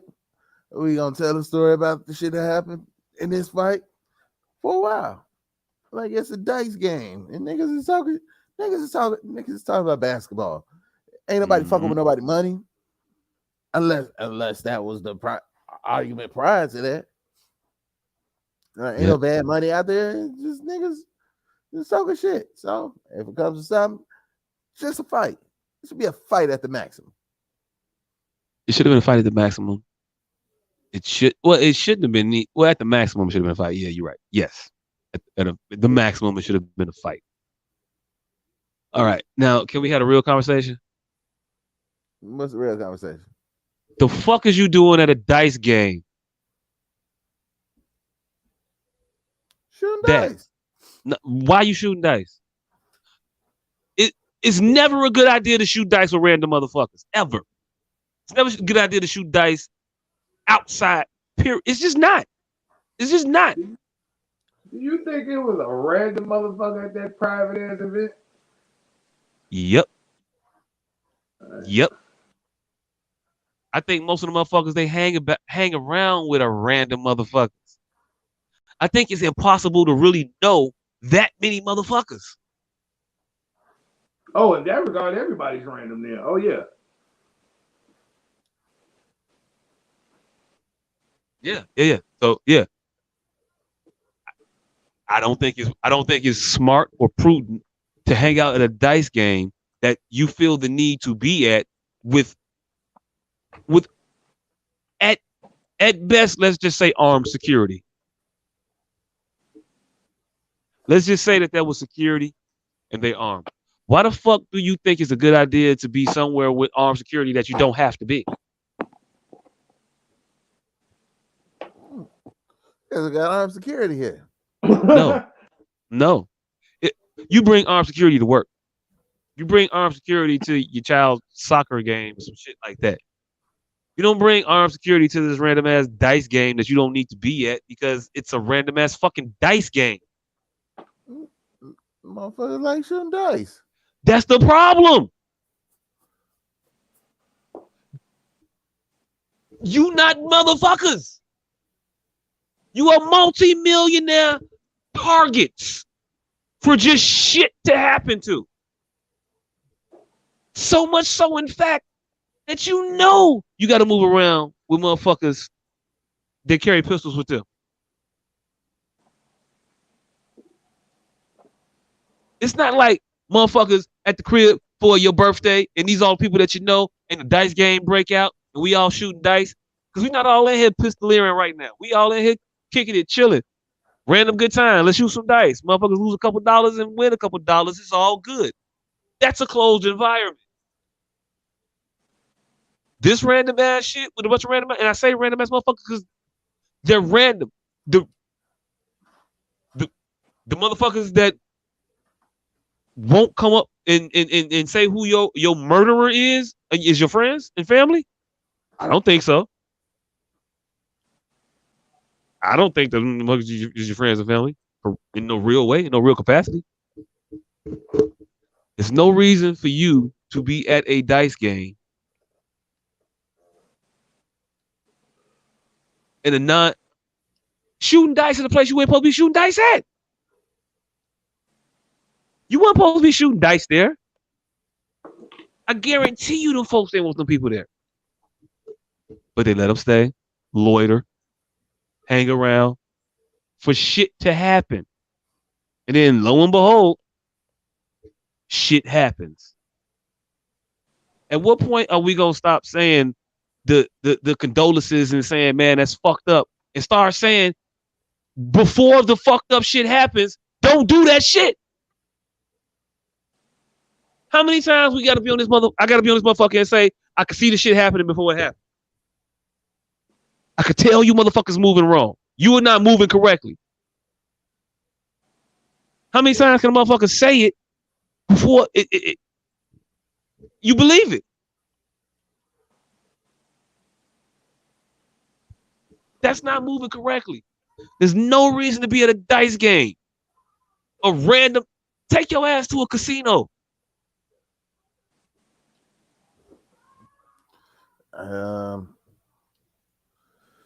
Nah, I mean, shit, you want to shoot dice, you can shoot dice. Like, I don't see the dice game as being the problem. Like how is just a dice game the problem and not niggas acting a fool? Because dice games happen all the goddamn time. Because niggas act a fool at dice games all the fucking time. Not since it's rife with shit you ain't supposed to be around. The fact that if you gotta be there with a gun, you know you shouldn't be there. It's an untenable situation. Too much extra shit happens. I'm wrong about that? That's not your experience at dice games? This is this shit is just so unbeknownst to dice games. I'm talking about some shit that's so foreign to the concept of dice games.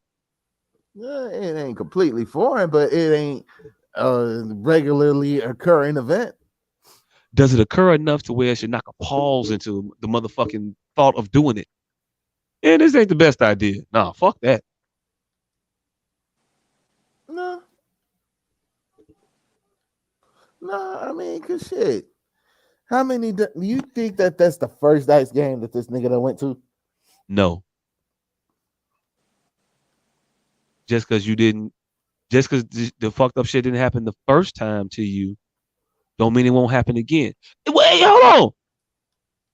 Wasn't his brother in a dice game when he got robbed? Was that a dice game he was at? Shit, I don't know. I don't know much about Migos backstory, nigga. Offset. I think Offset was the other one. I believe he was robbed at a dice game. They stripped that man naked or some shit like that. Niggas say I'm not up to date on my Migos lore. Right. I don't even think this shit was that long ago. I don't even think that it was that long ago.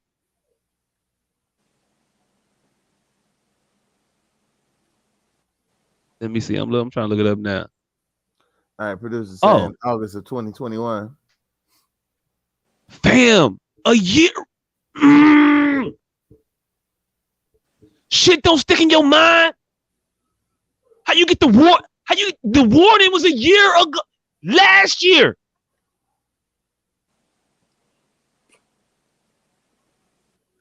This shit don't make enough of a mark to leave a lesson in your mind for more than a year. Well, I guess it did because it was November, year and a month. 3 months, but also that's why you got armed security. Okay, all right. Let's talk about security. If we could pull that, we ain't got to pull that tape back up. We ain't got to run it back again. Your armed security is sitting there telling you that it's okay to be in that situation. Do you think any reputable armed security agency is gonna be like, yeah, that's a good idea. Yeah, let's do this. Do you think a reputable or a real armed security agent is gonna be sitting there ready to up his strap because motherfuckers is having a discussion about basketball? I don't think so. Do you think a real armed agent is gonna up his strap and then before he even get that motherfucker up, really just start letting off? And then when he let off, the man squoze his gun, I don't know, for a second and a half and immediately turned his ass around and started running with the crowd. Yeah, that's not security. That's not security. That's a motherfucker you know that got a gun with him and you saying, yeah, get my back, fam. That's not security. That's not security. That ain't security. How's that security? You feel secure with this dumbass motherfucker around you with a gun? I feel insecure every time I see a stupid motherfucker with a gun around me. I like to get the fuck away from people with guns. If a motherfucker is in I don't like being around I was at a motherfucking house. This motherfucker, I didn't even know this motherfucker that well. But we just talked about guns for a hot second. Motherfucker was like, yeah, I went to the range the other day. It was just that. This motherfucker went in his closet and brought out every fucking firearm he owned to show. Like, I think you a clown for that, fam. Why you showing me all these fucking pistols? I don't need to see this shit. Why you showing me your guns? Put that shit up. I don't like the motherfuckers being out unnecessarily. This ain't showing. I know what that look like. I don't need to see that shit. Put that shit up. I don't like to do stupid shit. I think if you out here moving and doing shit without a purpose, a purpose is gonna find you. It's probably not gonna be pleasant. You should be moving with a directive and an agenda. And it might be the same thing, but fuck it. It sounded good when I thought of it. You should be moving with a directive and an agenda. But you can't just be out here aimless. You can't. That's not moving. That's not moving right. It's not moving well. That's not. And if you think that is, you're mistaken. And your mistake is gonna get you killed. And I feel like an asshole knowing this shit and just keeping it to myself. Oh, no, it's too soon to say it because you can't say that about people that passed because it's insensitive. She said, somebody said Chicago the safest place for famous people because we're so segregated, not only by race, but by class too. Shit. Okay. Yeah. All right. Nah, cause shit, motherfuckers will go downtown to get a motherfucker. They will go downtown and hit a motherfucker. They still robbing celebrities in Chicago. Just to let y'all know. Chicago is home to mighty powerful niggatry.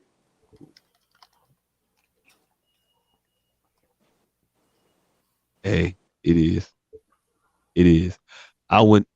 I ain't even go. I don't like to talk disparagingly about my city, but I ain't never finna send nobody off and say, yeah, it's the safest place to come now.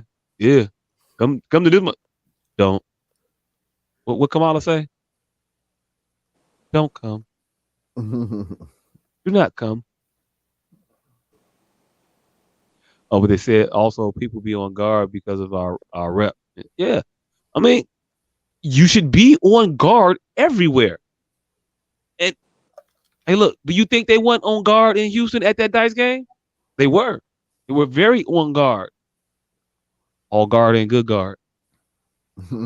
Technically, I got cameras up, but the motherfuckers pointed to the ground. They ain't doing no fucking good. You can have an alarm system, but if you don't ever turn that motherfucker on, what good is it doing you? You can have the gun, but the brain cells got to be there to power the fucking firearm. And I'm sorry, what I saw in that video from that man with the firearm was not using his brain. You should not have people like that around you. They're not your friend. They're going to do you harm. Get the fuck away from stupid people. If you can't teach them, if they don't want to learn nothing, oh, well, yeah, you can't come over here with me. Nah, fuck that.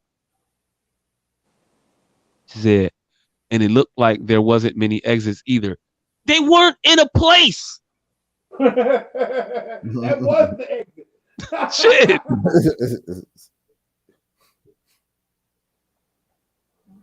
They were not. Yeah. I agree with all the words of your diatribe. The only thing that I want to say, the sentiment doesn't kind of fit here because the person who was shooting dice and arguing wasn't the motherfucker that got killed. But you are spot on with everything you said. Hey. Even more dangerous to be a motherfucker just at a dice game, just hanging around.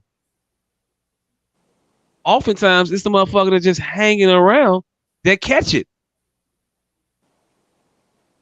Am I wrong? Yeah. Mm-hmm.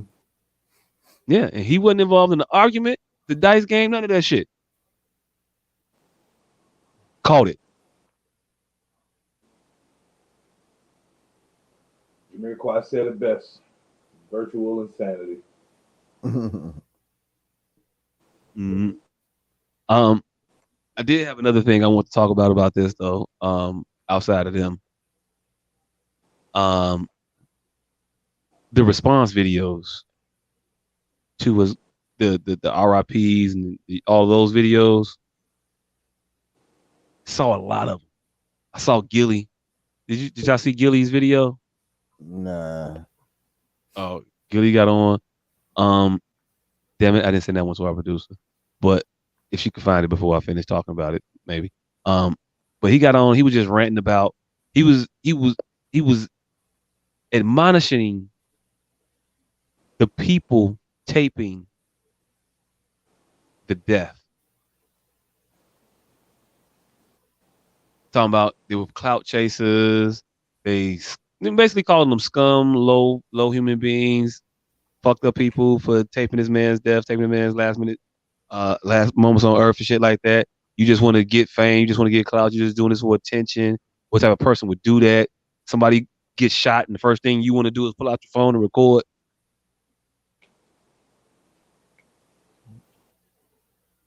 I'll say this.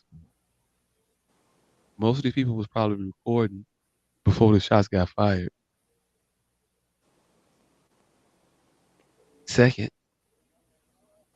they probably want clout, or maybe they want to just document shit. Everybody think they're a journalist.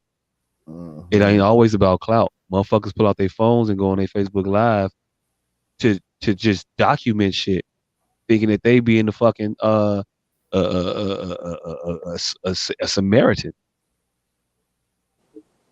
I'm taping it. I got you. I'm recording you. That's what we do. We default to I'm recording you. Right off the top. Yeah. That's our reflex. So to just automatically assume that it's always about all just about some clout or some other shit is just weird to me.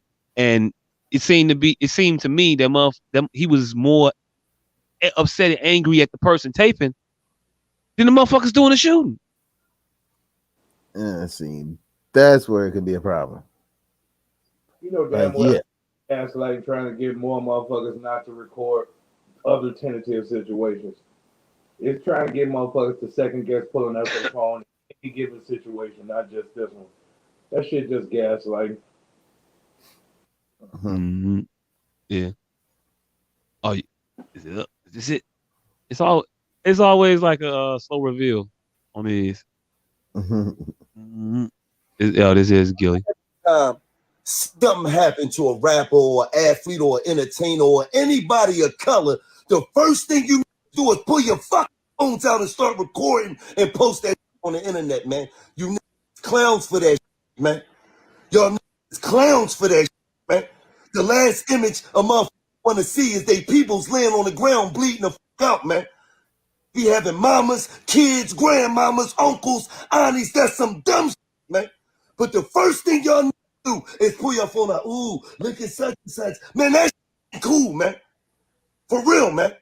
You know, that nigga just lost his life and you trying to get likes. Tell me how that shit, man. You nigga, you blog sites y'all out of pocket, man.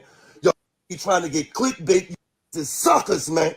That man laying on the ground, he bleeding out and recording it and posting that on the internet, man. Y'all niggas clowns for that shit. I'm telling you, man. This the reason why I be hating niggas, man. I'm telling you, man. It just be us. I be hating niggas, man. Shout out to Takeoff, man. Rest in peace, man. Shout out to his family, man. We send our condolences to y'all for $1 million worth of game, man. Shout out to QC. Shout out to P. Shout out to Coach. Amigos, everybody, man. Hold y'all head, man. Hey, look. But y'all niggas, it's a theme in all of these. In all of these, there's a theme. Man. There's a theme Rest in all in of peace, these. man. Takeoff, man. Love you, Neff. There's a theme in all of these. Brother. Oh, and Elizabeth, I'm coming to get you. And in the holster. I'll see you at the 11. Oh yeah. Hey, that nigga did sound a lot like Macho Man said that shit. Hey, look, you would have thought. Take off, and I guarantee in that ring, brother. You'd have thought SummerSlam was gonna come up. Damn. SummerSlam's on the way. Like the fuck. She said, I thought that was just how he talked, but it does sound like WWE, 100%. Because it is WWE. Worldwide Entertainment. It's not even World Wrestling Federation no more. This is Worldwide Entertainment. This is what it is. Okay, so where do I start? All right, but you can understand his anger, though. I don't understand his anger. I understand a person could be angry about the situation. Yes. His anger, I don't really understand. And I'll break it down to you real quick. All right. So it was a couple things that stood out in the video for me. He started it by saying every time it's a person of color, y'all want to do this shit. But fam, it ain't a bunch of Justin Biebers out here getting shot every week. None of the, I don't, is in shit. I don't know none of the motherfucking white people. Is Sam Smith, Steve Smith? Was it Sam Smith, Steve Smith? Is he getting shot at? Is it an abundance of them out here leaking that I'm unaware about, unaware of? No, fam. This is a very specific type of problem. But understand the nature of the beast you're talking about. People love celebrity. They're gonna film celebrity whatever.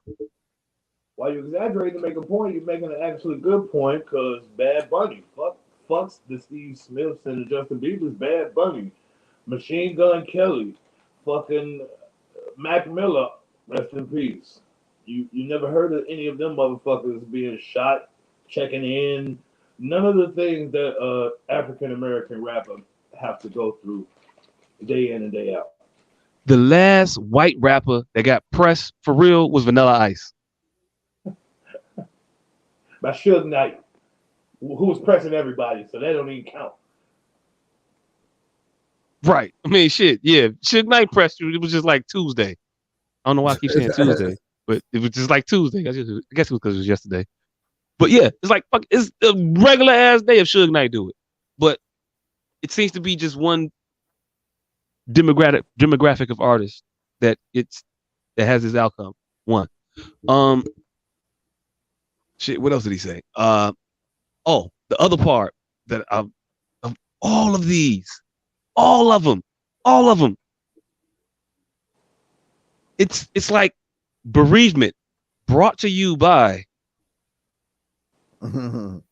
like who the fuck said I've never like y'all motherfuckers really be on here like in your video, not even like on your show. Like I can see if you were on your show and you were saying it, then okay, all right, maybe, all right, whatever.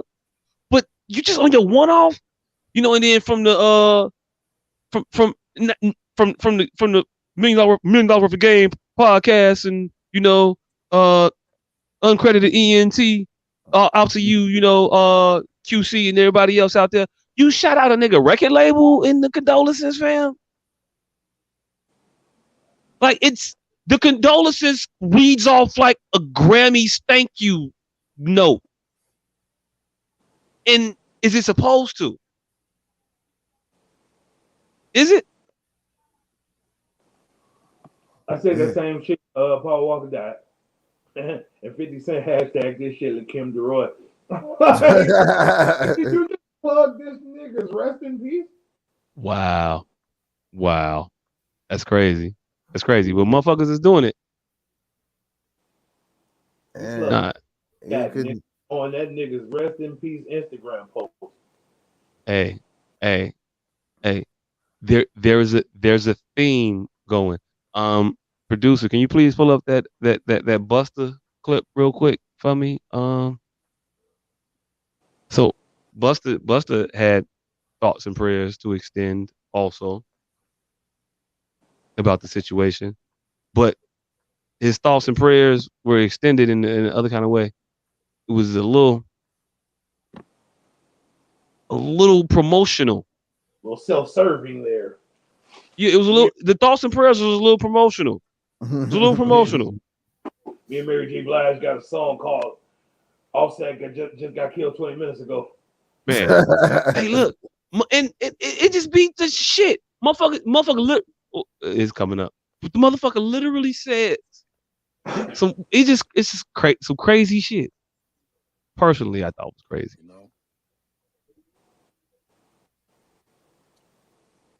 Today was heavy. I want to say rest in peace. Takeoff. Send my love to the Migos family, Quality Control, Offset, Quavo, Coach K, P from QC as well. All of their children, mothers, fathers, sisters, brothers, friends, all relatives.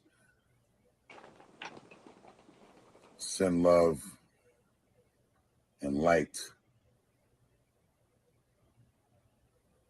Hey, pause it real quick. I have a question. Why does he keep stopping? Hey, look, why he keeps stopping. My question is, what the fuck is light? Because a lot of motherfuckers send like love and light. Like, what the fuck is light? Positive Not even to be on energy. some funny shit. I'm just really like, what is that? You're not on the right wavelength, my brother, if you asking what light is. It's love, light, peace, and positive energy, my brother. Shine on to the 10th degree. You have to get on the wave of the retrograde in the atmosphere. This nigga tectonic plates all fucked up. Oh, so Earth, Wind, and Fire, third album. Okay. All right, I got it. Never gonna equal Bellum. Never gonna. Hey. This is not. There's nothing about this that we can rationalize in a way that's gonna make sense. For any way we try to process the loss of life, especially for the people that we love.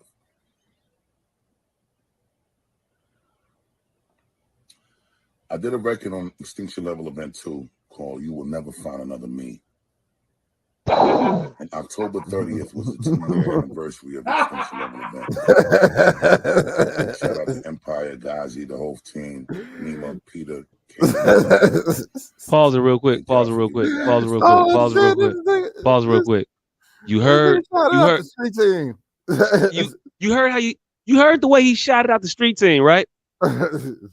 Did it not sound just like the way he shouted out like the condolences for a motherfucker a minute ago? See, very similar. I'm telling you, this shit sound like a Grammy fucking acceptance speech. Keep going. He was a lot more smoother with the street team. Shout out. He knew all them niggas. Because he know them. When you got to remember the motherfuckers that you got to thank, you got to write them down. And you put out that list. Larry, Joe, Bob, Daniel, Tyrone, Anthony, all the producers, everybody else. Like, that's how it goes. Like, there's nothing more deceiving on this planet than opening a fucking blue candy and it being vanilla. Oh, it plays you, man. It plays you. It was raspberry, blueberry, vanilla? No. Oh, it's fucked up. Share that body of work. But I think what's very important as to why I chose to particularly celebrate the 2-year anniversary with that song in a video that we're going to be releasing on 11/4/22. Oh, this nigga dropped condolences and the coming soon. soon. Blige, the queen of hip hop soul, was to make sure that we acknowledge the fact that you will never find another Takeoff. That part. You will never find another PNB Rock. You will never find another K Slate. You will never find another Bismarck. That part. You will never find another of the many that we have lost. I can't think of another one right now. So everybody else. So on 11/4/22 at 12 p.m. to celebrate the lives of these brothers on YouTube, Instagram, and Twitter that we lost, sisters that we've lost, and name one. Beautiful people that we've lost. Name any of the other ones. We're gonna put out this video called "You Will Never Find Another Me." Busta Rhymes, Mary J. Blige. Y'all ain't want it then, but y'all might like it now. Celebrate the 2-year anniversary of the Extinction Level Event 2. Hey, it's gonna be beautiful. That motherfucker Again, we video. send love and light to all of the family. Hey, look, the fact I thought she paused it.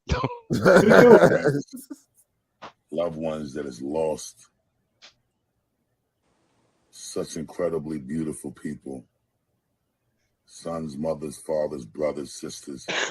Like we gotta do better. We gotta do something different. Like this but not do nothing different. Reality of the bullshit that we are bearing witness to. This shit got to stop. But let's not do it anymore. Nothing. I don't give a fuck what nothing is being spoken about from anybody. Except on the 4th. This thing that's been happening, this thing that we've been seeing, we got to stop this though. Please, everybody, send your love, send your light, send your blessed energy to the families of the beautiful people that we lost, our friends, our comrades, our colleagues, our brothers, our sisters. You will never find another me. Busta Rhymes, Mary J. Blige. We had this in the tuck for a while. We did this a long time ago. Mary And J. thought it was Blige, her. giving me a blessing on finally being able to share this with the people. Finally, Thank y'all. Conglomerate family, thank y'all. Extinction level 2. 11/4. 12 p.m. Eastern time. Damn. Yeah. That nigga gave time zone specific times. I found that we can exploit. There wasn't nobody gonna trip over.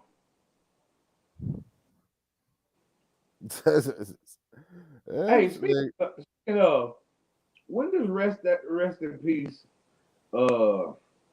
become situational and not mandatory? It depends on who it is. What do you mean it's situational, not mandatory? Like, it's been 25 years. You don't have to say rest in peace every time you bring up Tupac's name. Like, what? At what point? How long after your death do you gotta stop rest in peace in the motherfucker just to bring them up? Rest in peace, Machiavelli. You don't got to rest in peace, Mansa Musa. You ain't got to rest in peace, Mansa Musa. Rest in peace, Tupac. You ain't got to rest it. You ain't got to rest in peace, Napoleon Bonaparte. What about Harry? You ain't got to rest in. You ain't got to rest in peace, George Washington. I would still rest in peace, Dr. Martin Luther King. Rest in peace, you got to rest in peace, Martin Luther King Jr. For another 20 years. Damn. Yeah. Hey, look. You got to rest in peace, Martin Luther King, until they release the Kennedy tapes, the files. When that moratorium ends, that's when you can end the moratorium on not being obligated to say rest in peace. Are we still rest in peace in Chubby Checker?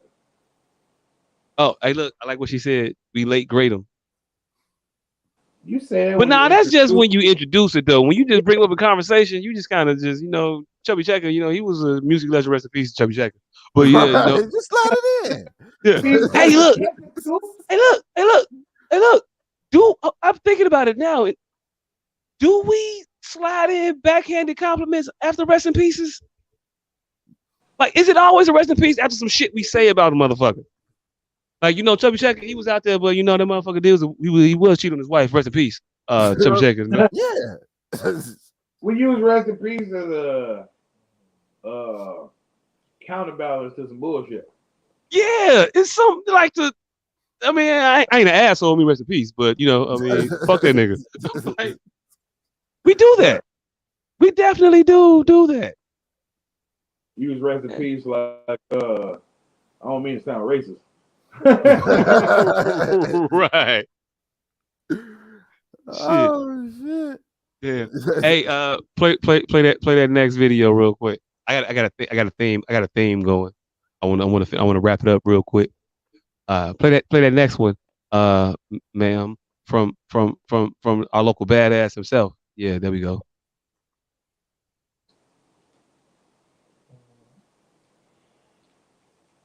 R.I.P. Takeoff, bro.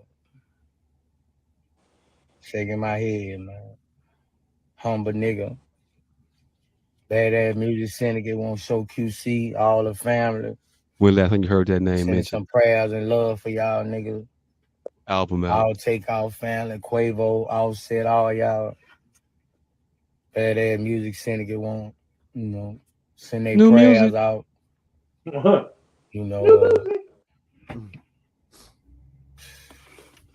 This rap shit whack, bro. I ain't lying. Just your rap.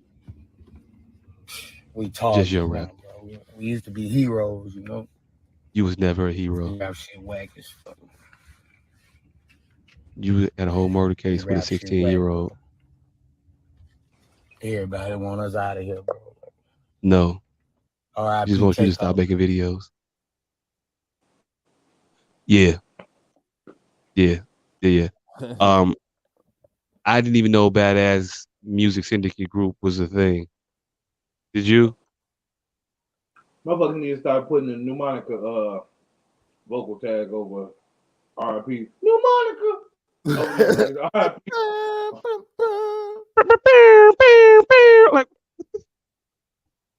Like your organization is sending this condolences. Come on, fam.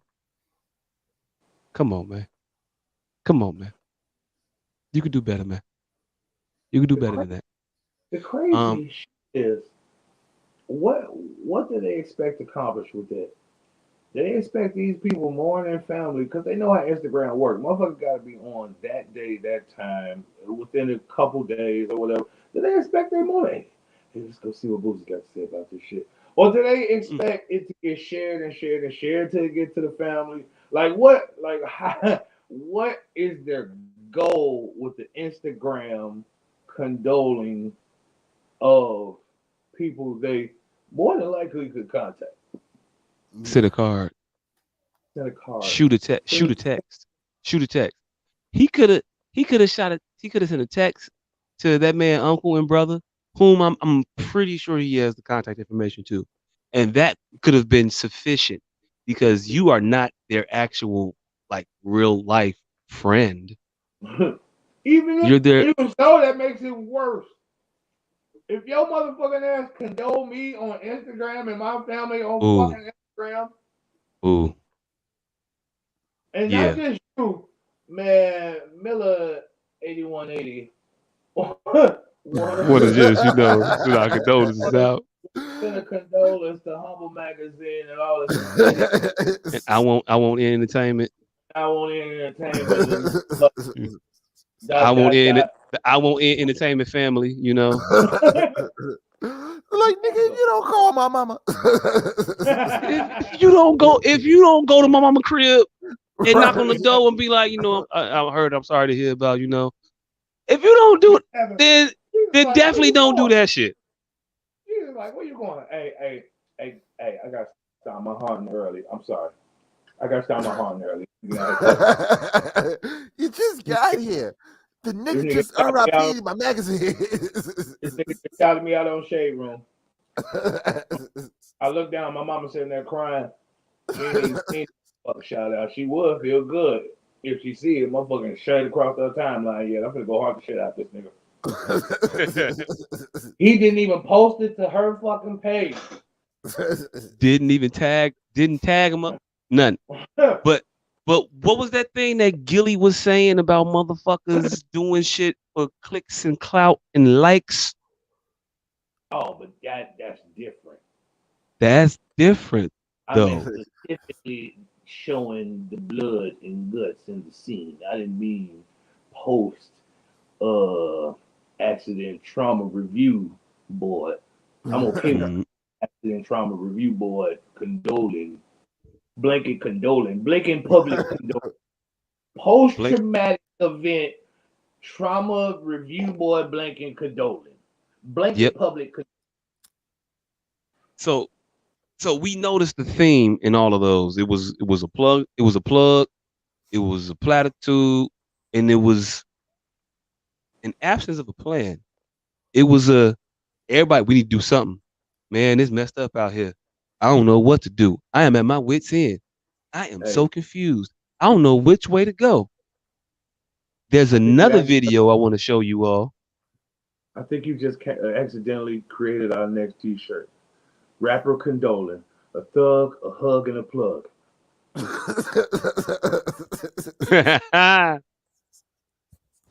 Nigga. That's all we got to offer you, baby. A thug, a hug, and a plug. That's all we got, baby. That's all we got for you, baby. Rapper condoling.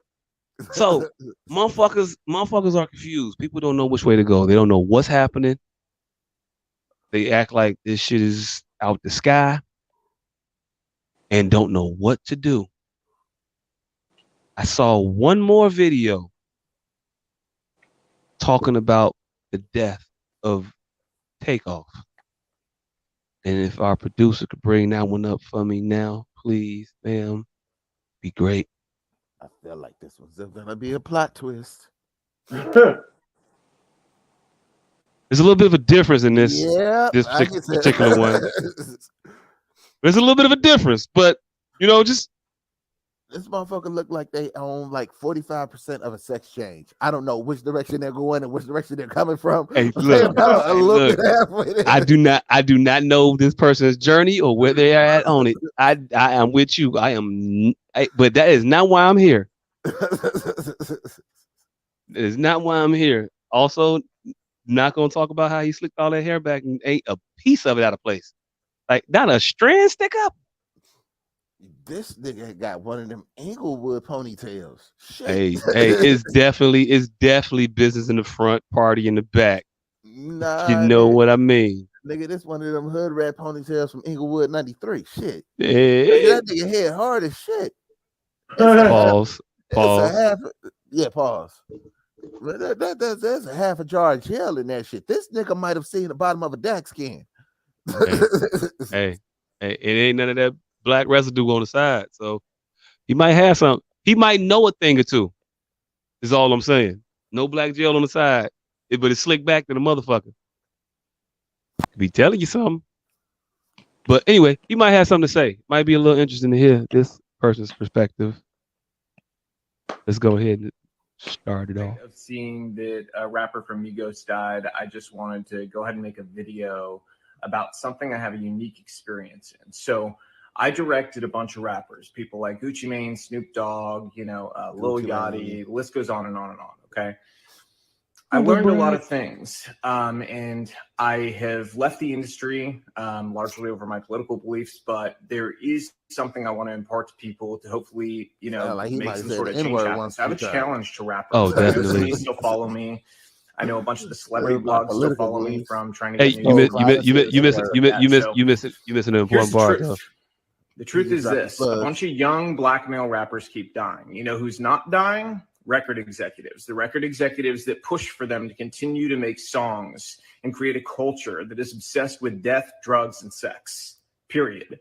The industry is obsessed with it, but those record executives, they're not dying because they don't push this culture on their own people, but they're encouraging you to push it on yours, and they're paying you handsomely to do it. The reality is, I know a lot of you. A lot of you are good people. You're family guys. You're not the image that you put out there to the world. Why? Why don't you be the example? Stand up. I challenge you. Be the example. Make music about the culture you want to see. Don't just get online today and talk about how, whenever a rapper makes it, his own people take him down. Don't just make those videos. Don't be sad. Don't rest in peace. None of that stuff. Be the change you want to see. Inspire it in your community. Reach out to other rappers and say, we have to stop. We're being used. You've been used for a long time. They create this paradigm to make you believe that you're so important and your celebrity status is worth so much, but in truth, you're a pawn in their game and you always have been. Bars. The government has wanted to hold down communities of people in different ways through different methods for a very long time. Their method in the black community has been to use entertainment to create a culture obsessed with death, drugs, sex, and money, so that they could create a false paradigm of what happiness and what success really was. And in doing so, they created a world that also made people more dependent on government, and as a result, gave themselves more power. The record executives that push you to do this, to go and continue to profit off the backs of your work, they're in cahoots with the elite. They're in cahoots with the government. They want you to think you're important, but in truth, you're just doing their dirty work for them. So stop. They've empowered you in ways that are real. You have an audience. You have platforms. You have the ability to make change. So go against the grain together. They're more afraid of you all together standing up and creating a new culture that's built around family, faith, freedom, doing the right thing. You see my house? Valuing life than they are of anything else. So I challenge you, use your power to do the right things. If you continue to do the rewind same that thing a little you've bit. done, Did you say the right or the white? More rappers. I'm playing. Use your power to do the right things. If you continue to do the same thing you've done, more rappers like this are going to die. How many have to die before you change the culture? Good threat. And let me tell you something else. There's a reason the record labels pay us more to do rap videos. They don't tell you that, do they? Do they tell you that they pay us more to do your videos? Because they do. They do it because they know it's more dangerous. They do it because they know it's more difficult. And they do it because, frankly, there's a lot of money laundering involved. Those labels wash a bunch of money through. We don't do it, but we know the labels are doing it 100%. Okay, they're then taking the money off the top end, and you see on your royalty check, oh, they spent $150,000 on this video. Did they? Sound like a robbery. Because we didn't see $150,000. Whoop. Okay, and to who? Their friends' company? Math ain't mathing. A lot of times that's the case. Friends. Same thing with insurance companies. They charge us more to insure your videos. And it's because they know the culture that's been created. They know that the only possibility of a music video being shot up is on a rap video. And that's the truth. So change the culture. You have the power. Your people deserve it. Hey guys, I don't know. I don't like the way he said "you people." I don't like the way he said "you people" at the end. He could have kept the "you people" at the end off, and he might have been able to get my vote for Congress. But the "you people" at the end, nope, never mind, fam. You fucked it up. I know you, but hey, look, you was right though, like a motherfucker. Like, race ass crack can't tell me nothing. Hey, look, I know, right? But you should probably listen to that racist ass cracker telling you all the things that you really need to process and hear. Talking to you, Buster, Boosie, Gilly, everybody else that was out here condolencing and RIP-ing without, I don't know what to do. I'm at a loss. I mean, it's just where we at right now. What could happen? Be the change you want to see. Make the music about the life that you want your people to live. Do that. Has Buster not been doing that over the past 30 years? No.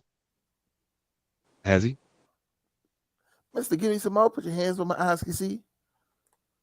Like, Buster is probably the quintessential non-gangster rapper. I mean, yeah, maybe. Maybe. Just happy to be here. Maybe Buster might be. Maybe. And he has gained popularity. Has he? Without using gangster rap. I don't know.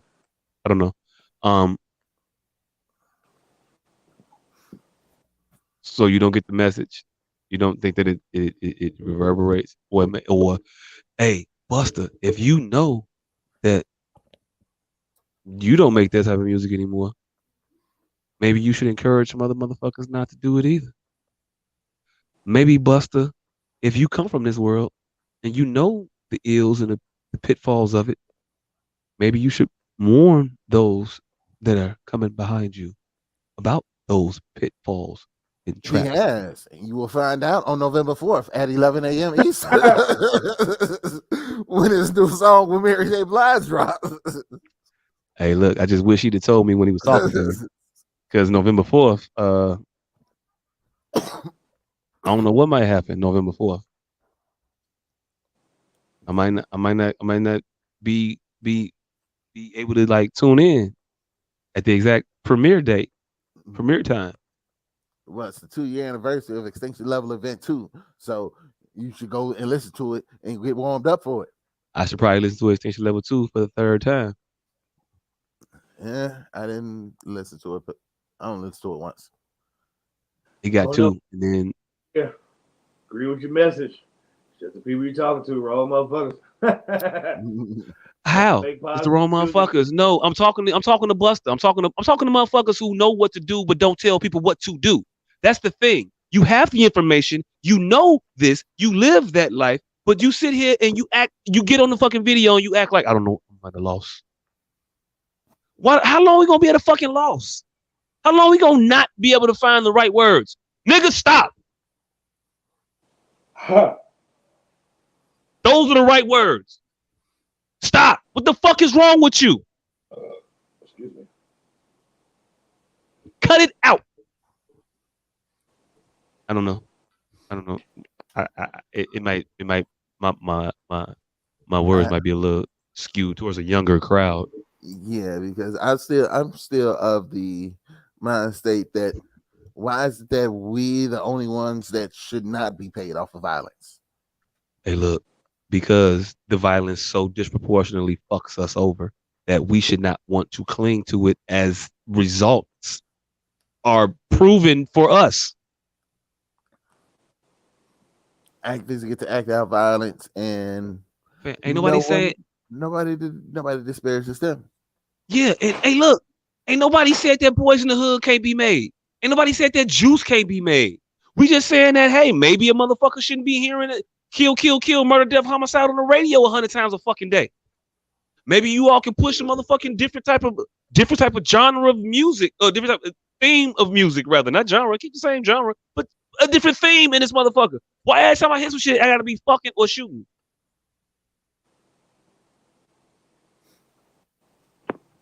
Or be incentivized to shoot some shit to get some money so I can start do some more fucking. Because that is the shit that is popular. Why though? Why is that shit the shit that's popular? That's the problem. Nobody else music be talking about is predicated on killing a motherfucker that look like them. You won't hear that shit nowhere on B96.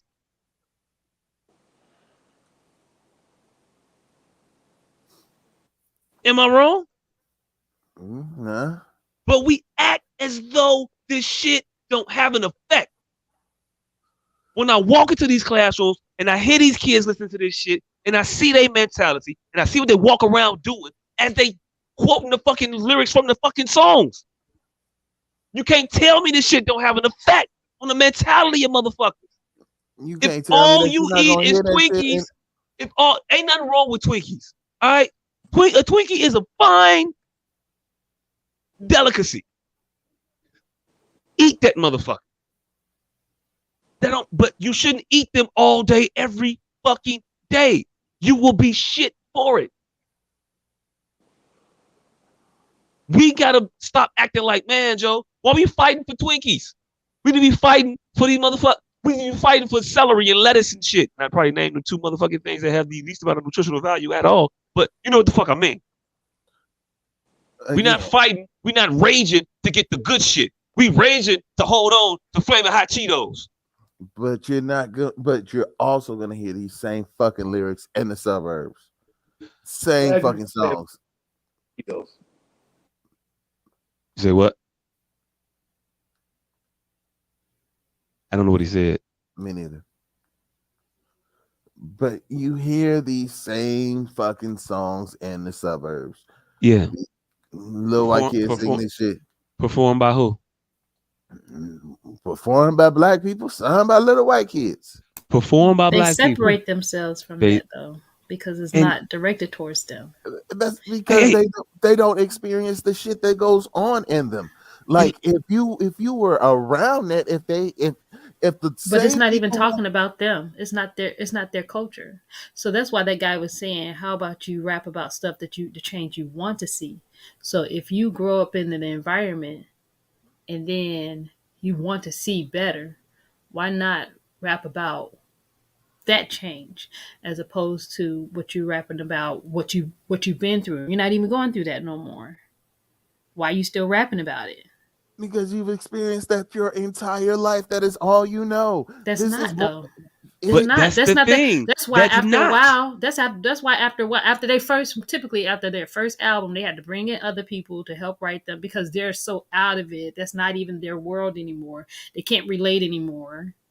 They have other writers come in and write to keep that same mentality from the first album because they're so far removed. Because they're actors. There's this thing in acting called typecasting, and they're typecasting themselves. Can I just wanted to point this out because you're right. They are typecasting like a motherfucker, and they are actors because they're not the motherfuckers they purport themselves to be or portray themselves to be. Van Damme in a motherfucking serious role. We want to see him doing karate movies. But the thing is this though. we don't want to see it. Why? condemned him We for don't want to. knocking We off don't want to somebody. see it. We don't want to see. We don't want to see it because it's not been palatable for us to see. We'll see. We'll see. Patrick Swayze in Ghost though. That's fine. It's the same motherfucker from Roadhouse. And then we But I tend want to to make this point respect real those quick. people that do that though, like actors. But typecast happens not because of the successes; it happens because of the failures. I don't know. I think it happens. I think it happens because of the successes. Typecasting. I think it's because you were so successful as Carlton Banks that you could only play that, or actually, you were so successful as whatever his name was in Silver Spoons that you've been that character your entire life. But I want to say this real quick. The idea of typecasting comes from the failures of motherfuckers trying to venture out of their lane. Fam, I'm telling you, it comes from the success. I can only see you as Braxton because you did such a good job as Braxton. You could say he failed at everything else. It's just, did he fail? Was he a bad actor when He he wasn't wanted to given be? the opportunity to. Right, he wasn't given the opportunity. We didn't take him seriously as that. He It wasn't nothing given he can do opportunity to make because me of believe him in the original Because he Gangsters. did not that he didn't fail. He actually talked about it. He said that what happens is when he walks into a room for interviews, they see him as Braxton. So they didn't even get past it. They don't even allow him to. He hasn't even started acting yet. He was so great at Braxton that they come in, he walks in and they say, "Hey Braxton," when his name is literally on the paper that on the what's it called? On the headshot in front of you. On the headshot in front of you, but you want to call him Braxton. So at that point, that's all you see. He hasn't even opened his mouth yet. He just walked in the room. Right. And if we can't get you to play a nerdy Barack Obama, and it's not because of a failure, it's because you would not even allow him to become or show you anything else, show you range. Yes, that's called typecasting. But typecasting exists because people fail. Because A. Braxton in 1910 tried to do something else and he failed. So they like, no, you just a Braxton. We're going to type this role for you because this is all you can do. So now Braxton is a typecast. Typecast had to get created. Hey, look, before we get down the tangent on how typecasting works or it was originated, I just want to say you niggas ain't lining up to see Metro 2. Like I saw Metro. Murphy. I saw Metro 1. Hey, honorable Eddie Murphy, I would. Michael Rappaport, Eddie Murphy, I damn sure would watch Metro 2. I saw Metro 1 and it was decent. I'm not lining up to see nothing, but I will watch it when it comes across my screen. But hey, look, I want to say this. You mentioned the fact that the white kids listen to it and they don't do the same things that the black kids do when they listen to it because of the music. All right. And we countered that by saying that it's different when people look like you that do the music. Right. Think about this. With the proliferation of the white rappers coming out, talking about all of the opioid shit that they do, all of the pill popping and all that shit, then you saw a huge uptick in those kids doing it, right? Was it a thing you saw or Andrew saw? Because it was a thing. It was a thing we saw. Yeah, they've been doing it forever. Yes, little white kids have been doing drugs for a very long time, forever. Yes, but it became more of a problem. And I will say more of a problem when the proliferation of these white rappers that started talking about all this drug abuse came about. And then when they start talking about the drug abuse, then you start to get motherfuckers that say, "Hey, look, all that drug abuse shit, no, fuck that." You never gonna see 12 little perps. You never gonna see 15 little Zans come out and be out here.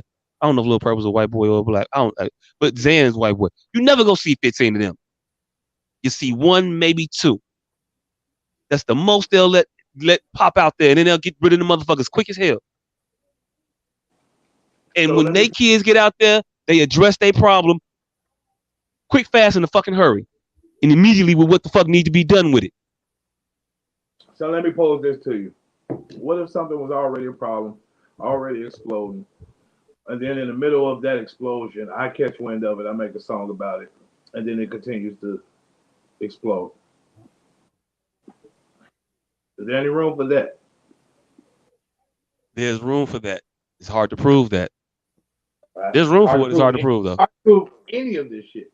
It's hard to prove that what you said. But there's room for it. Yes, I won't say that. Yeah, no, I won't say hell no. Fuck that. Yeah, there's room for it.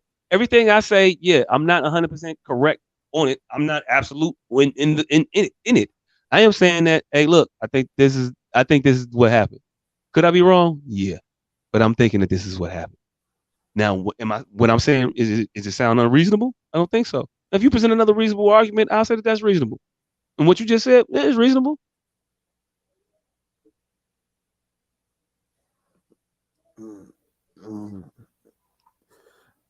I'm saying that I'm pretty sure there are just as many little white kids that are listening to these songs and knowing these songs word for word and having this shit playing in their head 24 hours a day, 7 days a goddamn week. The difference is they don't have the environment that the little black kids have. So the shit that they are listening to isn't the reality for them. So no, they're not shooting motherfuckers in all of this shit because they have better options. It's these little kids that you're the little black, well, us, we are in a different environment where we don't have nowhere near the opportunities. It's not the existence of gangster rap that is the problem. It is the existence of the environment they created gangster rap. That's the motherfucking problem. Okay, so we can't address something. Does it help or hurt the problem, or does it have no impact? In your opinion, no impact. Okay. If the music stopped, the bullshit would continue. Wow. Okay. Can music affect your mood? Can I ask a question? Can music affect your mood? Yeah. It can. So when you want to party, you put on certain type of music, it gets you in the mood to party. Mm-hmm. Or if you just hear it, all of a sudden you feel a certain kind of spirit come over you. I want to dance. You start bopping in the car. Mm-hmm. That's a deceptive line of question. It is. I know, right? I know you want to say it's defective because it hurts the shit out your line of logic, but I know it's defective. No, because you're trying to use a positive to prove a negative. Yes, music can make you happy. Can music make you angry? No. You just hear a song and see. So stick with your actual argument. No, I think you can though. I think music can make you angry. I think you can listen to music and be in a different mood. I think you can get. I listen to music and get mad. I can get this. Yes, I can. I think a lot of people do. I think a lot of motherfuckers. I used to listen to music to make me mad to go wrestle all the time. A lot of motherfuckers do that to get me amped up, to get me angry, to get that chip on my shoulder, to get that battery in my back, to get me in the mood to do some shit destructive to another motherfucker right now. But I directed that energy to a wrestling match. I'm saying that there is the possibility that another motherfucker could use that shit or hear that shit. And if it beats down your motherfucking psyche all day, every day, can you not just be a little bit more on edge and a little bit more skewed to angst, aggression? It don't put you in that temperament of aggression when you hear it. If it can calm you down, why can't it also ramp you up? Because one, it's the placebo effect. That's why. That don't make no sense, fam. You just saying words now. The placebo effect? What the fuck are you talking about? What about music? What about rap music? What about rap music glorifying and making people feel like, oh, I want to own a gun, or I want to make that much money, or I want to be able to wear jewelry like that. So when they see they see that in the music videos, or when they hear it in the songs, they feel like, oh, it's cool to get a gun, so I'm going to get a gun. Does that make sense? Of it relating to those kids who do that? When they look at that as... If they had no notion of a gun, walking past, heard a rap song, they went and got a gun, yeah, I agree with you. But you're talking about predisposition with a preemptive notion to go do something. Where else are they hearing about guns? I hear about guns from if you as a kid. It was on the music videos or. I'm not even gonna argue that point. I'm just sticking to the topic at hand. The music But itself. okay, I can understand you saying, okay, so let's say in the case of that, sadly, that incident that happened, no one was, of course, right, listening to music at that present time, probably, to get amped up to shoot somebody. Got it.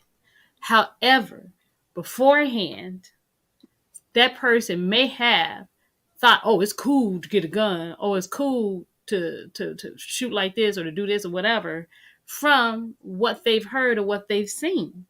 And that kind of shaped their mentality. So I don't think it's like, oh yeah, I'm gonna listen to music and I'm gonna start shooting up people. But me listening to this music, me seeing this music, make me think, oh man, I want to get a gun now, or I want to do drugs now, or I want to get a chain like that. How am I gonna get a chain like that? I'm gonna have to rob people now. You don't think that has any influence on these kids out here who you guys say grow up in broken homes and who are being raised by music?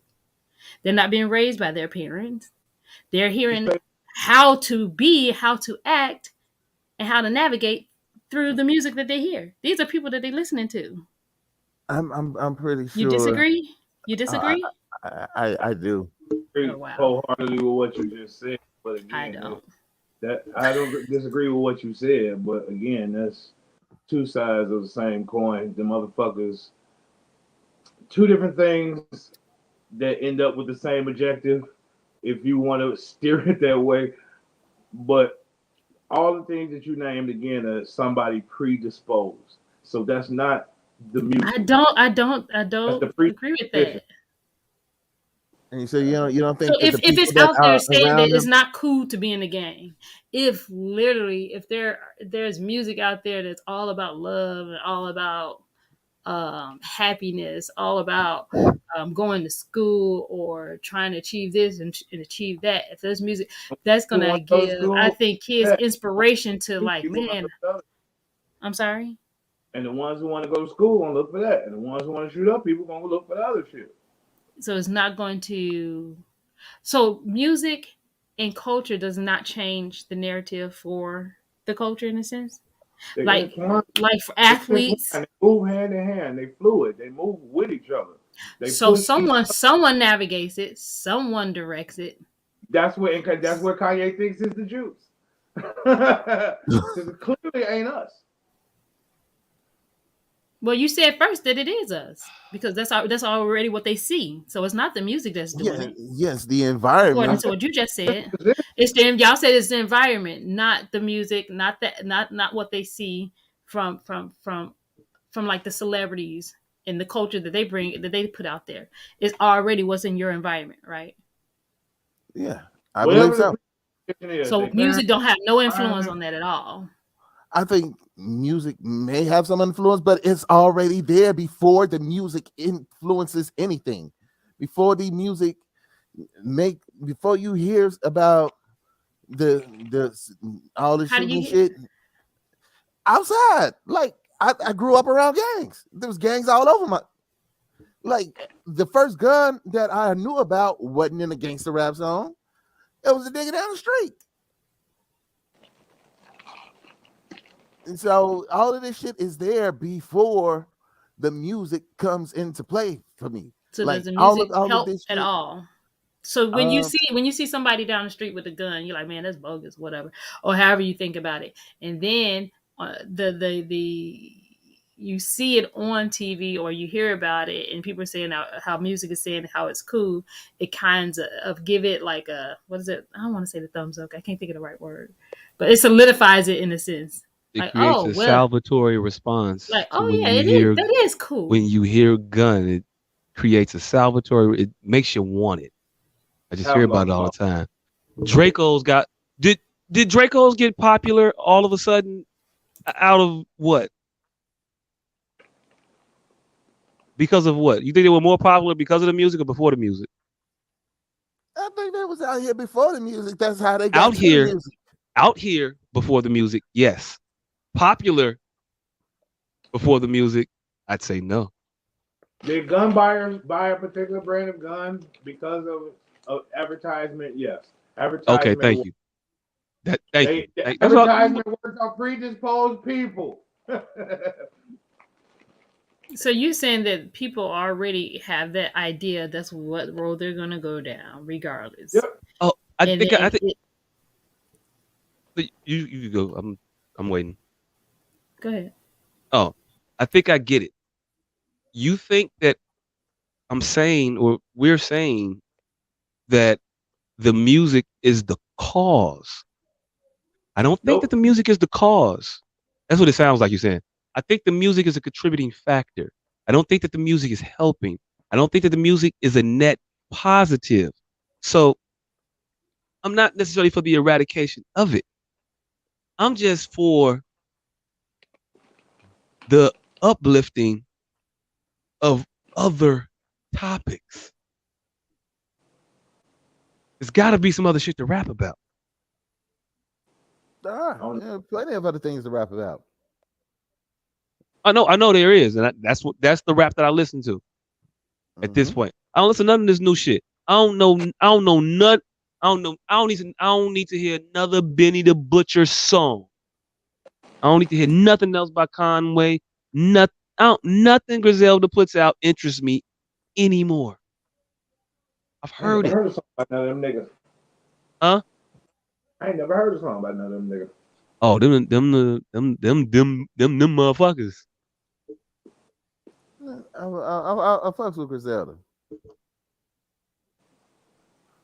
I like the way that they put words together. They have a very great ability to put words together very well, and I appreciate that. Mm-hmm. Yeah, the music isn't positive at all. I think it's a negative. It's not creative. It's not the shit that motherfuckers should be doing. Oh, it is creative. It's not. They make the same song 50 fucking times. And how many fucking intros can you put to fucking crime wars, documentaries and DVDs and shit about old motherfucking crime bosses that crime bosses don't give a fuck about you, or news stories that don't get, man, y'all shut the fuck up out there. I'm tired of that bullshit ass lore in music too. You're not a mob boss, motherfucker. You a street level gang member. You went to jail, fam. You don't even run shit. Fuck out of here with that extra bullshit, crime lord ass. If you was a real crime lord, you wouldn't be telling motherfuckers you was a crime lord.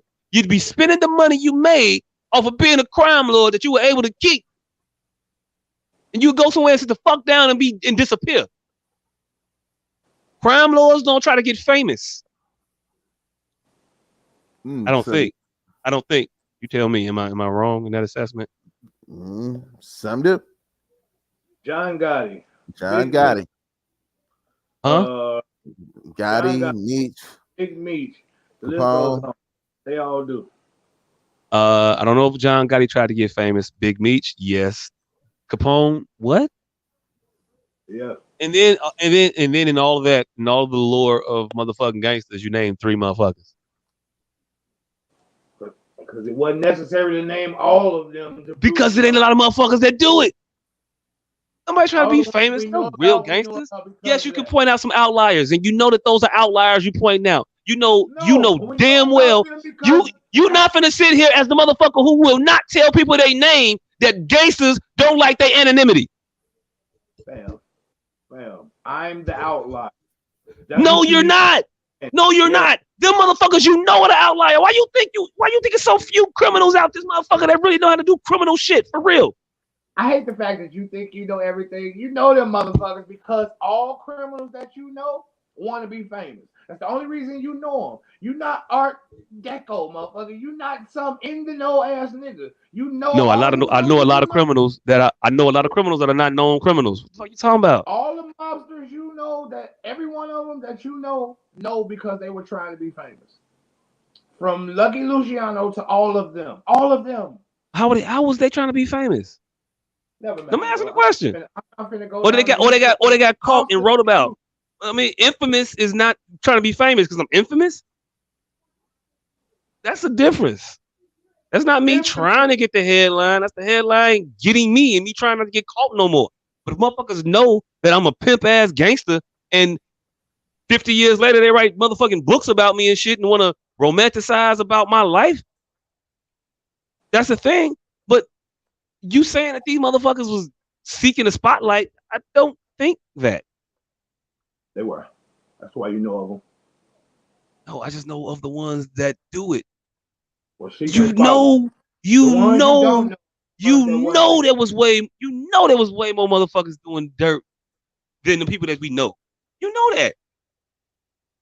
I don't even know what point you're trying to prove at this point. What I'm trying to say that real gangsters move in silence. That's what I'm trying to say. No, they don't. Yeah. I'm saying the overwhelming majority of them do. You think you an outlier? You are not. You are not, fam. I am. It's a lot of yous out here. It ain't. Okay, all right.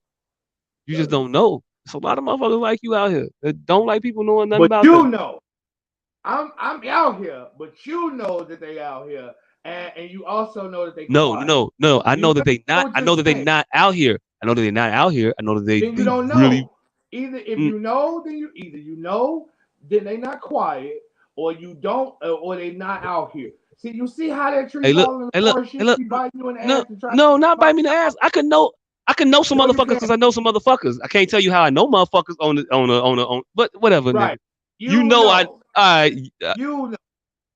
And I know. They talk to you because they just want to confide in you, but they not confiding in everybody just like you. No, not confiding in me, not confiding in everybody, but some motherfuckers know and some motherfuckers don't. However, you found out everybody knows. You're not in the know, nigga. They talk. That's what they do. All right. And the ones that don't will never hear about them. You won't know they exist. That's what it is. If you know if you know of them, that's because they running their mouth. All right. You ain't gonna hurt my feelings by. If you know, you know. No, nigga. If you know, I know you don't know. No. That's how you know you don't know. A motherfucker that talking about they know. Cause no. No. I just can't tell you how I know motherfuckers because then you'll know who the motherfuckers. What you are. Never mind. What I'm trying to tell you is you don't have avant-garde knowledge of gangster land.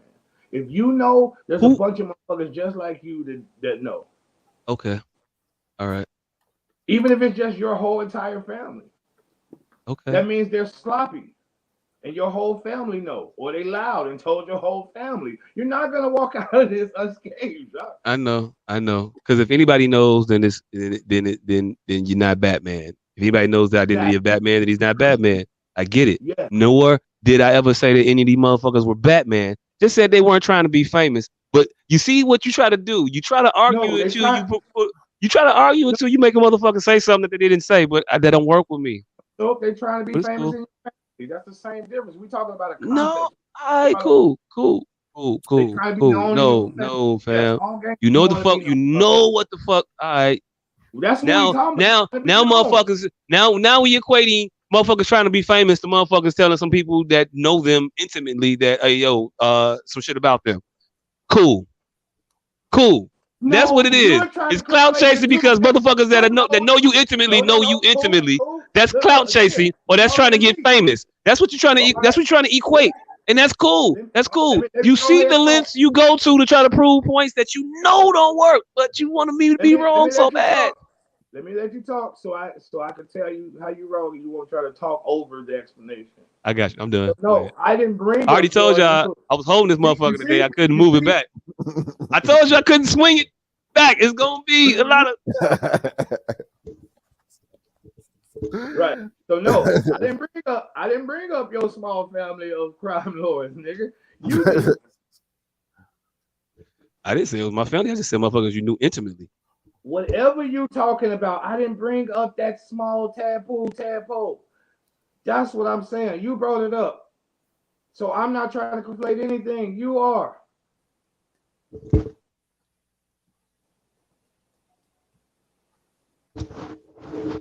All right, cool. Our producer said we gotta talk about something else. What else we got to talk about? I don't know what the fuck else happened. We got an election coming up next week. Oh yeah. Did you early vote, niggas? Nope. Nah, I'm day of. Yeah, I'm not gonna day of vote. I'm not gonna early vote. I'm not gonna late vote. You just no show in this election? I told y'all last after the last election. I'm gonna sit this one out. You are voting for the enemy. Hey, look, call it what you want.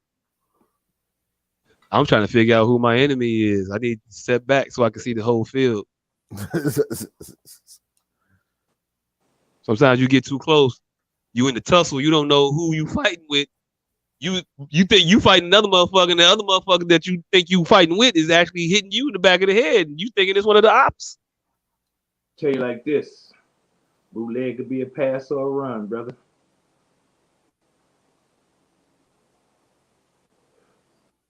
Hey, look. I don't know whose side that was for. And that's why I'm not voting. That's the That's why I'm not voting. Sometimes a bootleg be a pass. Sometimes bootleg could be a run. Never know till they hike the ball, baby. See you on November 8th. Or the 9th, I should say. When they done tallying up, you won't know if that shit was a pass or a run to the 10th. No, but this is the thing though. I got a pretty good inclination of what it is, and it's a pass. They're gonna pass on everything, or they're gonna run. They're gonna run from it. I could have used that metaphor any direction. Really could. Yeah. They're gonna run from the real. They're gonna pass on the responsibility to somebody else down the road. What they gonna do? Yeah, but nah, they just not gonna do shit, man. They gonna tell you that, hey, look, we don't want to get rid of the filibuster because reasons, and valid, yeah, because you don't decide to have absolute fucking control. And so, what you want is the ability to have it gridlocked forever and to do nothing other than the things you do, which is put money into rich motherfuckers' hands and prop up power structures at the detriment of people. Us. Hey, Biden got these student loans that I was going to pay out the way. When he get them? Because that's bogged down in the Supreme Court right now. They got an injunction that is nothing is going on right now until we get this shit squared away. I thought he just announced that checks is coming out in like 2 weeks. Motherfucker, in 2 weeks, right after you vote. Hey, yo, look, the vote is next week. Why the checks in 2 weeks? There's some checks coming out. Wait, what checks? Ain't no damn checks coming out. The fucking program ain't even gonna be up and running until the fucking end of fucking November, damn near. And then you got to December, I think, to do the application. And then they gonna start to like look at the motherfuckers, and then they'll start to dole out some money. When they put a check in the motherfucking hand, then I'll believe. But they ain't finna do that. Yeah, I'd rather vote for the motherfuckers that's talking about getting rid of this student debt. He's not talking about getting rid of it. He's talking about doing what he did and just that. That's it. That's all. $10,000 for you if you just so happen to have this type of loan in this particular category, and then $20,000 if you was also happen to be fucked up and qualified for this shit. And then that's it. We're done. I'm not doing that shit no more. Don't come back. Don't bring your ass back here after something else. Because I didn't give you what you wanted. Now, natural gas. Let me go ahead and get y'all a check about this motherfucker right quick. Hey, you know what that's better than? What? Nothing. Okay. All right. Cool, man, Joe. That's what's up. I'm gonna go ahead and leave my 10,000 on the table. That's what it is. I'm cool. Do something about this inflation. Tell me why mortgage rates is damn near 7%. 7% now. Why is inflation finna go up another 3/4 of a point in a couple weeks? Right for the holiday, but right after the election. All right. So, you think the other motherfuckers is gonna do something about that? No. You think if the other motherfuckers was in charge, that would happen? Yes. Mm-hmm. And why would you think that? Because when the motherfuckers have literally had a recession every time they've been in office. Fam, the Democrats in office right now, and we headed towards a recession. If not in one. Aside from that, hey look, we did just have it wasn't even a fucking quarter of positive growth. I think it was a month of positive growth. And they've pointed to that to say, hey, look, ain't no recession because look at this. September was good. Look at September. Like, I thought it was quarterly, fam. I thought it was multiple quarters in a row of negative growth that were indicators of a recession. Not a couple months of negative growth or, hey, look, we got a positive month of growth here, so is no possibility of a recession because September was positive. Hey, if Trump make the message his campaign song, you voting for him? I make the what? If shit continue to get worse, and Trump's 2024 campaign song is the message, are you voting for? Broken glass everywhere. No. No. No. What if it is broken glass everywhere? I mean, it is broken glass everywhere. I walk to work. I see broken glass every day. If it ain't about the money, you just don't care. Hey, look, to be fair though, a lot of it is the same broken glass. shit just ain't got swept up. It was a 3-car wreck up the block one day, and then it was a whole fucking car that hopped the curb, then hopped the sidewalk, and then hopped the extra curb that was on the sidewalk to get to these people's backyard, through their wrought iron fence, up they deck, destroyed all they shit. Nah, that was targeted.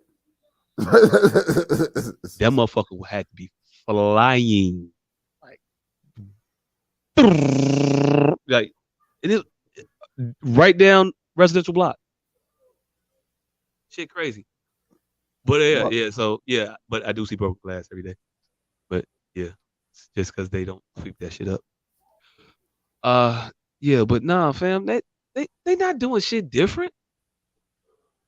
This motherfucker, we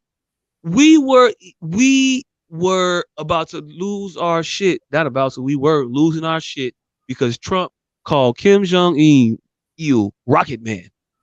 And he was bringing us to the precipice of nuclear war. Oh my God, Trump is a fucking lunatic. He's off the motherfucking rails. We are sitting here where the president has openly called for the regime change of a nuclear power. Joe Biden has said out his mouth, Putin don't need to be president over there in Russia no more. You need to get him the fuck out of there.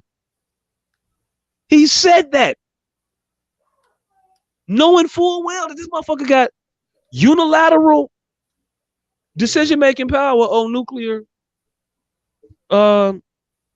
activities over there. He make the call. He say, hey, look, it's going, and it just go. Him.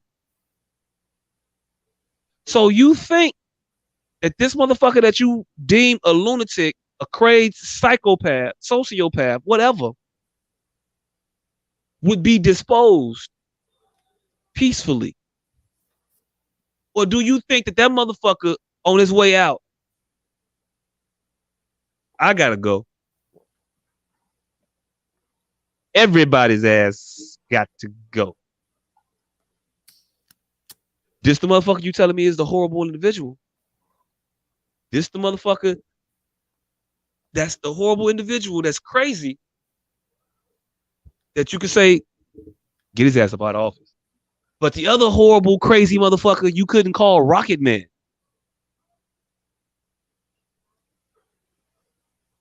I peeped the hypocrisy, fam. It's crazy. It's crazy. We are closer to nuclear war now than we were before Joe Biden was president. Let that sink in. That's a real thing. We got motherfuckers actively saying, "Hey, yeah, we should just go ahead and bomb. Just go ahead and fuck Russia up right quick. What could happen?" I think it's 10 to 20 minutes, 10 to 15 minutes maybe. It could reach Iowa. Iowa. Yeah, it'll probably miss. There is no missing. You can't miss. You can't miss with a nuclear bomb. Bam. I don't think even a nuke wants to go to Iowa. Hey, look. Hey, look. Like, hey, look. Hey, look. Hey, look. It's Kansas City right here. Hey, look. Hey, look. If motherfuckers that got ran off the block want to go to Iowa, they volunteer to go to Iowa, fam. You mean to tell me that the bomb can't find its way? It'll find its way. It's right to Des Moines. Hey, unless that nuke is applying for Section 8, then nah. Shit. Nah, that nuke ain't going to Iowa. Okay, you might be right. But hey, look, I'm just saying. If the shit was precarious then, it's precarious now. And to act as though it's not, you either blind to it, which means you're dumb, or you don't want to call it out because you're a hypocrite. One of the two. One of the two. But these are the same people, fam. The same people. This motherfucker got us out of Afghanistan to get us into fucking Ukraine.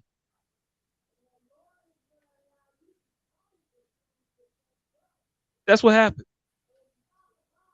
We got out of that financial burden of Afghanistan, and we right on this financial burden of fucking Ukraine. But it's cool. I mean, we can fund them forever. I think we had $110 billion now, I believe. But yeah, eviscerate the squad for writing that letter that said maybe we should get Ukraine to, use their words. Maybe we could sit down and talk this thing out. Because how else do wars end? You're not finna crush Russia. You obviously ain't economically draining these motherfuckers. They damn near caused a fucking humanitarian crisis in that region of the world. Africa would have been fucked had they not opened up that rejoined that grain treaty today.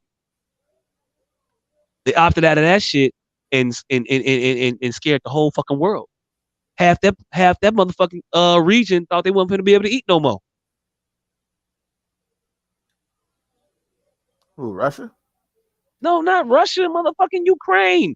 And half of fucking Eastern Africa. India. Yeah, I know nothing about Ukraine's grain game. They make a lot of grain in Ukraine. But I don't know if it's grain. Whatever the fuck they make, food. It's a food stock. They make. So the grain banks in Ukraine. It's in Ukraine. They make a lot of it. They got huge ass silos and they feed most of Eastern Europe. So the main grain vein was mainly in Ukraine. Yeah, the main grain thing is mainly in Ukraine. The main grain vein is mainly in Ukraine. Yeah. And Russia was like, "Hey, yo, look, yeah, we out the agreement. We not finna do that shit." And so ships finna slow down around this motherfucker. We finna start blowing these bitches up. So motherfuckers slowed down a little bit. Some motherfuckers kept going. They chanced it, and Russia didn't actually attack nobody and do nothing, but they threatened it. And if they wanted to, they could have stopped it. They did. They rejoined it. They cut. Grain is flowing again. Bread for everybody, or for 60% of the people. So Ukraine making it rain grain. Ukraine making it rain grain again for 60% of the people. But that's happening. We got Iran out here manufacturing weapons for Russia, selling them shit. Also, hey Joe, we never re-entered that Ukrainian nuclear deal that everybody pitched a fit about Trump exiting. We didn't get back into that because he's not a lot different than Trump. Out of the same shit they did.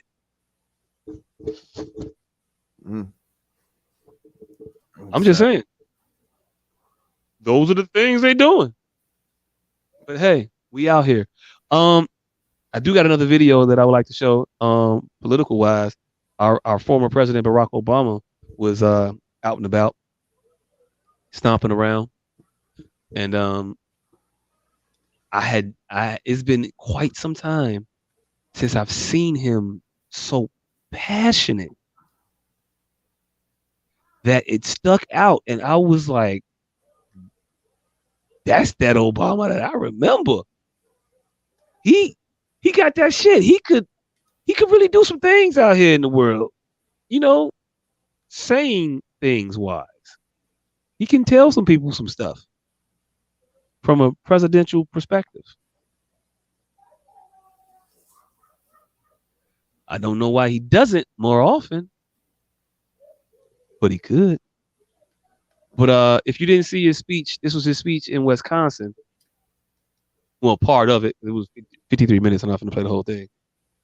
But oh shit, Obama got a new mixtape. Obama got a new. Wait, oh, you got it up, Kent? You good? 27 minutes. Yeah, 20. There you go. That's cool. 26:56. That'll work. Illuminati. The point is, some of you here are on Social Security.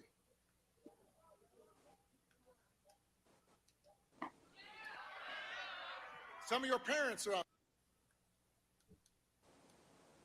What happened? That's it. Wait, was that me?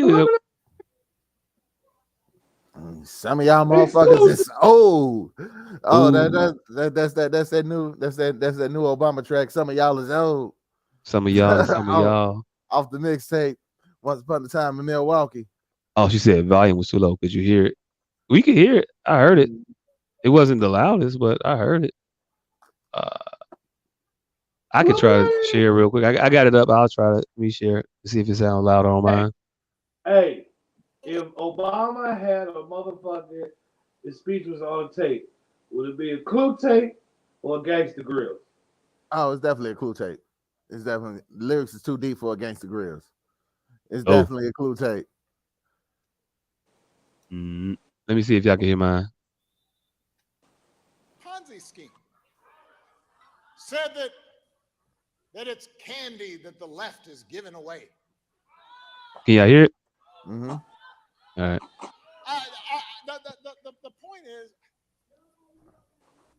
some of you here are on Social Security. Some of your parents are on Social Security. Some of your grandparents are on Social Security. You know why they have Social Security? Because they worked for it. They worked hard jobs for it. They had chapped hands for it. Wow. They had long hours and sore backs and bad knees to get that Social Security. And if Ron Johnson does not understand that, if he understands giving tax breaks for private planes more than he understands making sure that seniors who've worked all their lives are able to retire with dignity and respect, he's not the person who's thinking about you and knows you and sees you, and he should not be your senator from Wisconsin.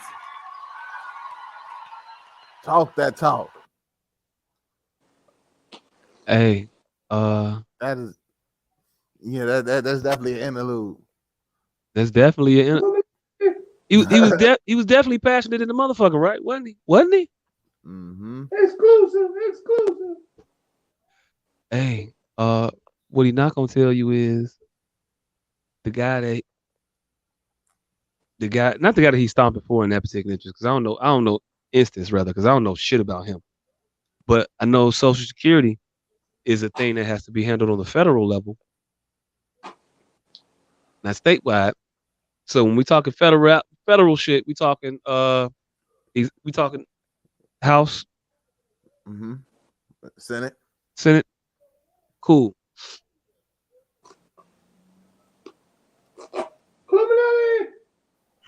Now, was this a state campaign that he was running for? No. It might have been a congressional. I don't know who he was stomping for. I just know what I took from it was the attention to the Social Security and the fight for that and the vigor that he was enforcing with that. And it's a federal thing. I got it. But he has a president currently in office, currently on the Democratic side. Currently, they move as a unit. That's how they do. But this is the motherfucker that, of the people that I see right now, has been on the House floor talking about we need to get rid of Social Security. This is the motherfucker who ran for president and said that Social Security is not off the table. He said that. So to now try to position yourself as the Democrat in the Democratic Party as the ones that are the individuals that are positioned to fight for Social Security, it seems a little disingenuous, fam, because y'all don't fight all that hard for that shit. And I don't have any confidence that you're gonna fight hard for it going forward, given the rhetoric that's been out there around raising the age to access it, cut benefits for people that use it.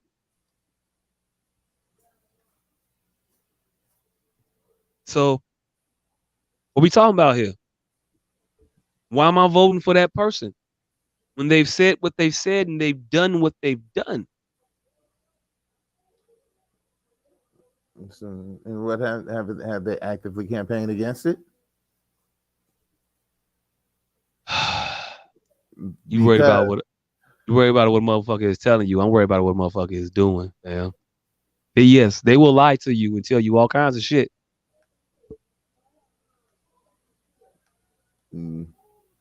Again, there's one motherfucker that have plans that align up with mine. There's one group of motherfuckers that have no plans whatsoever that align up with mine.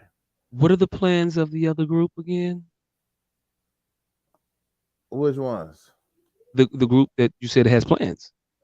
The other group has no plans. Oh, they have plans. It just don't align with mine. Like one has plans for free college. They don't, but okay. So tuition free college has never been a thing? Never been a platform of the Democratic Party? There's never been a plan to make it happen. No. Okay. All right, cool. There's never been a real plan to make tuition free college a thing. Not by the Democratic, not by the Democrats at all. No, not at all. I could have sworn that was part of. I see a couple of their platforms. No. What you're mixing up is a couple of Democrats have said it, and then all of the other Democrats told them to shut the fuck up, and then they shut the fuck up about it. But yeah, a couple Democrats have said some of those things about some of those things you're talking about. Yeah, mention it now and again, but then they immediately get told to shut the fuck up. You forgetting that this the same party that wanted to put the Shondell Brown chick in over Nina Turner, the sister that was really supposed to be down for the cause, the one that was out there. I mean, but hey, look, it is what it is. I mean, she told people that having a choice between Joe Biden and Donald Trump was like having the choice of eating shit or something. She said about shit and choices, shitty choices. But yeah, they hang her out. It's the same motherfuckers that get told they ain't gonna get nothing done for them, but go out and stomp for a motherfucker because it keeps the donors donating. I'm never gonna go against the establishment because the establishment is what keep my bills paid. Thank you, Congressional Black Caucus. Thank you, Congressional Black Caucus, for all of your hard work over all of those years. But currently, the fuck is y'all got going on? Fuck is y'all doing? Yeah, I mean, I'm just saying. Just saying.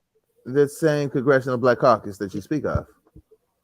They got that George Floyd Policing Act passed, didn't they? They did that shit. Oh wait, they didn't do that. Damn. Does the other side have a Congressional Black Caucus? Fam, it's a Congressional Black Caucus, Yeah, not the Democratic Black. No, fam. If the other side, how many are from one side? All of them are from one side. Okay. Yeah, I get it, but what are they doing? Other than telling us to vote for Joe Biden, and then Joe Biden telling them I ain't finna do shit for y'all, and they been like, "Oh, okay." Man, you tell me. I'm cool with being wrong. I am. But I saw Ice Cube. Put up a plan that had a lot of similarity to the Congressional Black Caucus plan, but a whole lot more visibility than theirs, and they eviscerated it. They acted like it was a piece of shit, and that everything he was talking in there was counterproductive to the black community, and he was stupid as fuck, and he go sit his dumb ass down and make motherfucking Friday Part 7. Not Part 6. Not acting. 6, 7, whatever. Not acting like they not shooting themselves in the foot, cutting up their nose to spite their face. That's what the fuck they were doing. If you shit on somebody's plan, whose plan is 80% of your actual plan, then what you think the motherfuckers gonna say when they look at your plan? Oh well, you just got through shit on this and it was shit, so we didn't do yours neither. And then they didn't, because they won't and they don't. And they had that same dust ass bullshit sitting up there for about 3 presidents now. Ain't moved an inch. All right, so one again. Oh Lord, I feel like a broken record, but yeah, again, one group has a plan. The group doesn't have a plan, fam. You keep saying that. Literally, members have a group. You got the progressive caucus that'll have a plan that'll say some shit, and then you got the Congressional Black Caucus that'll say fuck that shit. We ain't doing that. You got the rest of the corporate Democrats that say fuck that shit. We ain't doing that. But they got a plan. They get credit for having a plan that they never gonna do, that they shit on every chance. You like the plans that they shit on.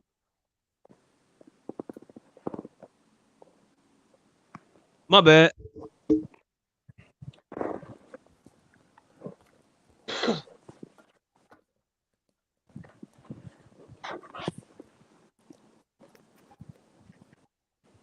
whole conversation thing works when it's two people that get to talk. So, can we go back to the basic fundamentals?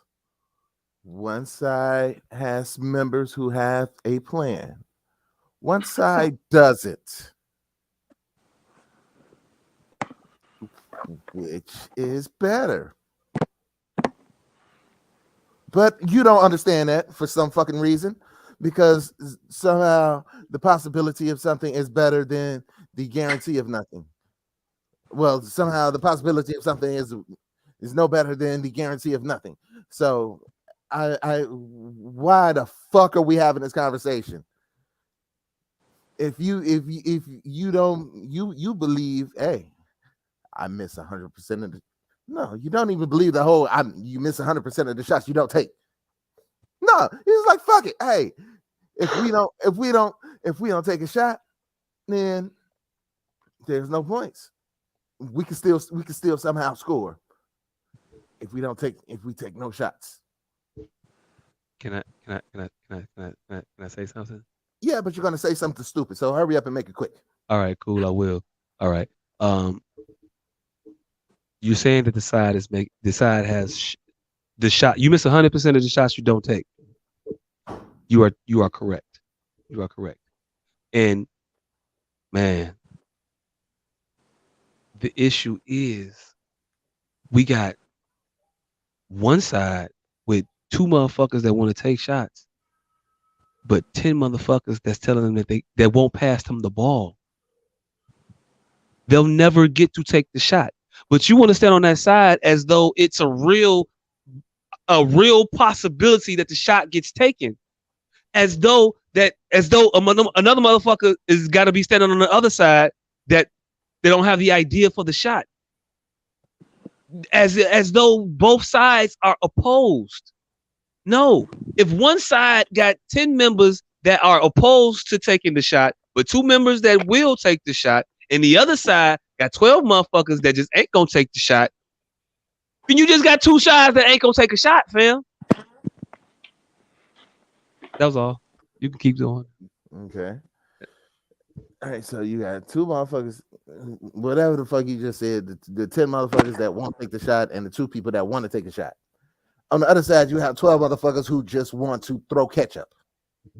Who's gonna score? Who has a greater chance of scoring?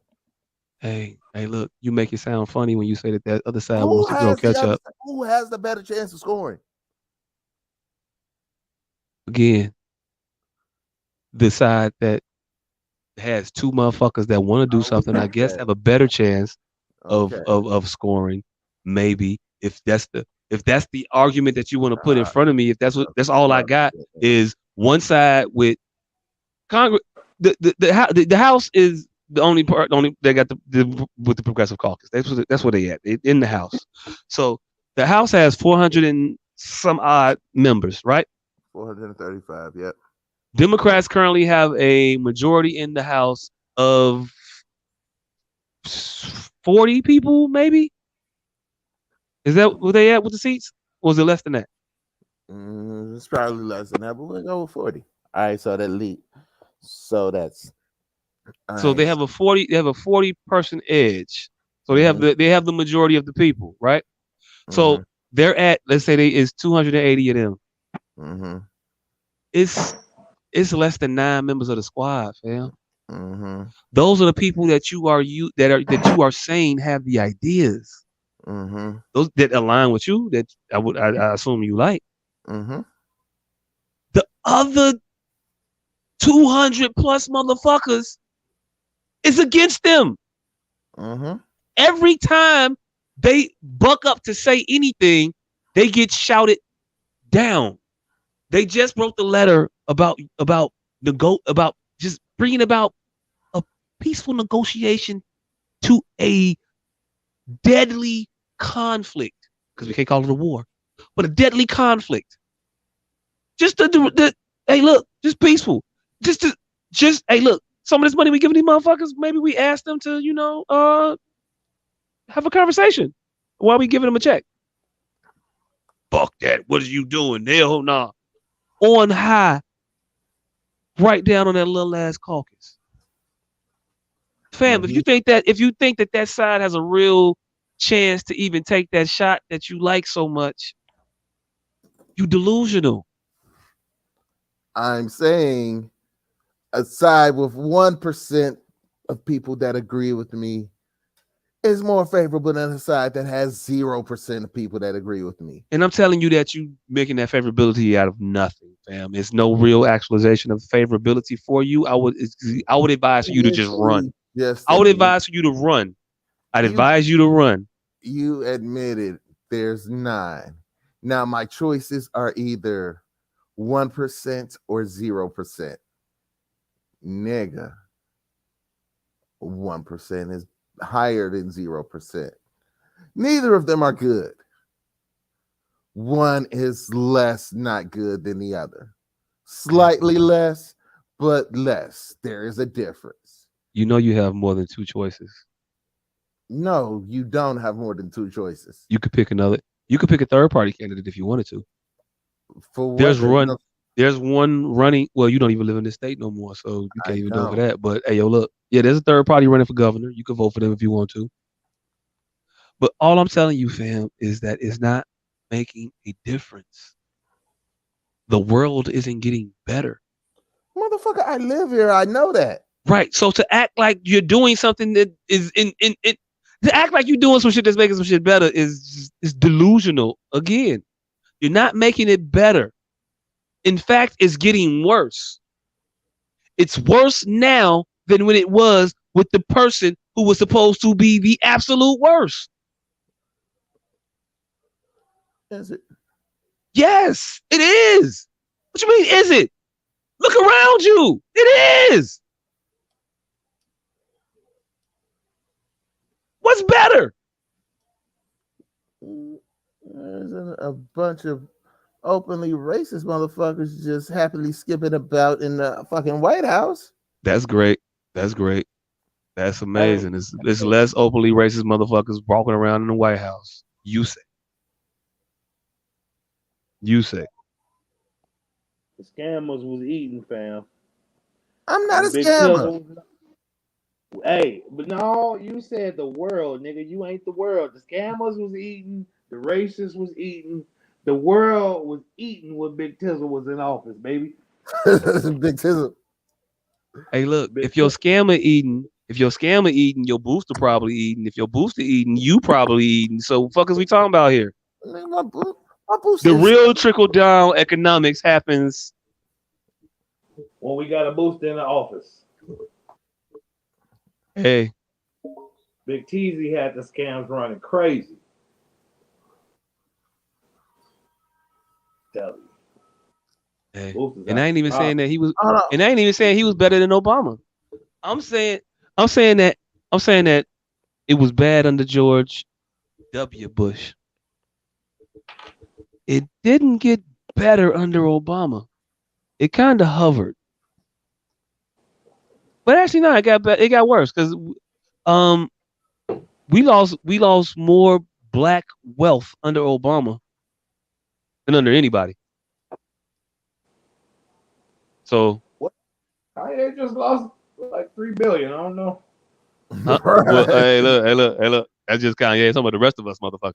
But yeah, they said under Obama, black wealth decreased by a greater percentage than any other time. Recent history, not historical. That's so fucked up. That's how math worked. That it's probably accurate though. That's how poor black people are, and how math works. That what Kanye lost probably made this the worst year for black people. that one motherfucker. That one motherfucker probably made the black wealth gap drop about 15%. 15. I was about to say 900, nigga. Oh shit! Damn. Nigga. Hey, look. You're very optimistic. Hey, look. I'm not smart. Not optimistic. I'm not optimistic. I'm just not smart. That's all. But yeah. Worse under Obama. Trump. Worse than Obama. Biden. Worse than Trump. Blue, red, blue, motherfuckers all out to screw you. And it rhymes, so you know it's right. I don't know, because my company lost 66% of their employees under Bush. And then lost another 20%. No, another 50% under Trump. I mean, they game under Obama, real quick, just to, make this comparison fair, because you skipped over 8 years of shit for some reason. No, we lost. We didn't gain nor lose under Obama. Once Obama came in and started fixing that shit that Bush fucked up, everything plateaued. It evened out. We did more work. We made more money. We still didn't hire the same people back, but you hovered. What was you finna say, man, with no name? That nigga pointed out a recession and a pandemic. Yeah. I mean, it got nothing to do with neither one of them. No. That recession definitely was all on Bush. That recession happened in 2008. Yeah, paying for some shit that happened in 2002 through 2008. Nigga, you seen nigga, did you see season 4 of The Wire? Remember Carcetti got in the office and then realized the school was working under a deficit? 50 million? How the fuck does that happen? That was his welcome to the office. Obama got Carcetti'd. Mm-hmm. There was 2 wars that ain't nobody pay for. We gotta come up with that money. The fuck does that happen? Got worse. Got Trump. Got worse. Got Biden. Got worse. Whoever we put in office next is gonna be worse. And you know why it's always gonna be worse? Because the stupidest motherfuckers on earth elect the people who run their lives. And stupid people aren't going to put the right person in office. Stupid people put crooks in office. Stupid people put apathetic individuals in office. Stupid people put these people in office that do nothing but fuck them and then wonder why they getting fucked. That's what happens. That's what's happening. And until we become a more educated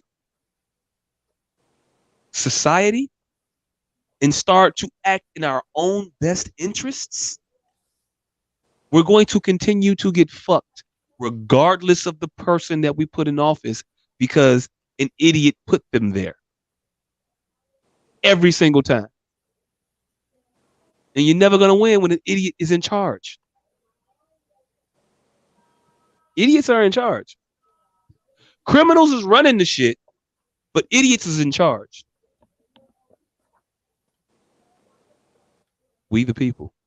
Mm-hmm. So until the people are more educated and have a better option and better choices and a better system, we're perpetually fucked. They won't have a better system or better options until they educate.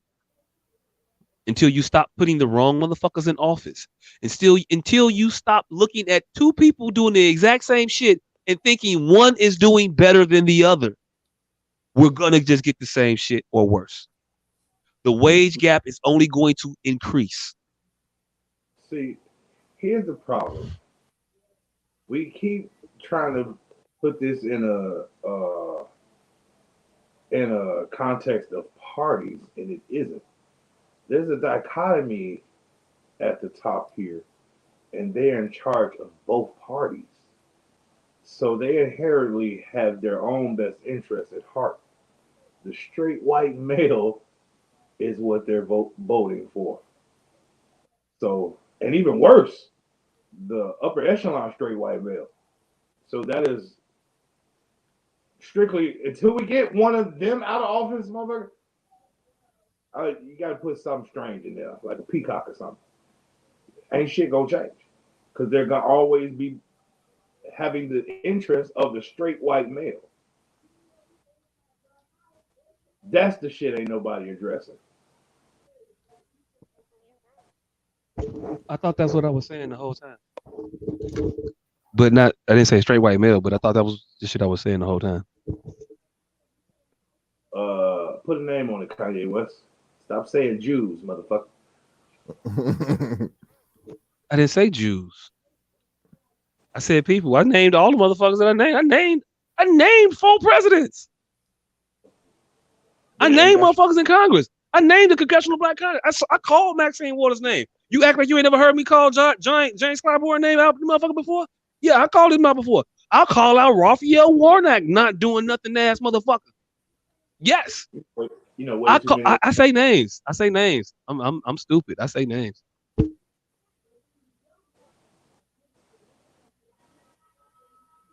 Steve Wozniak.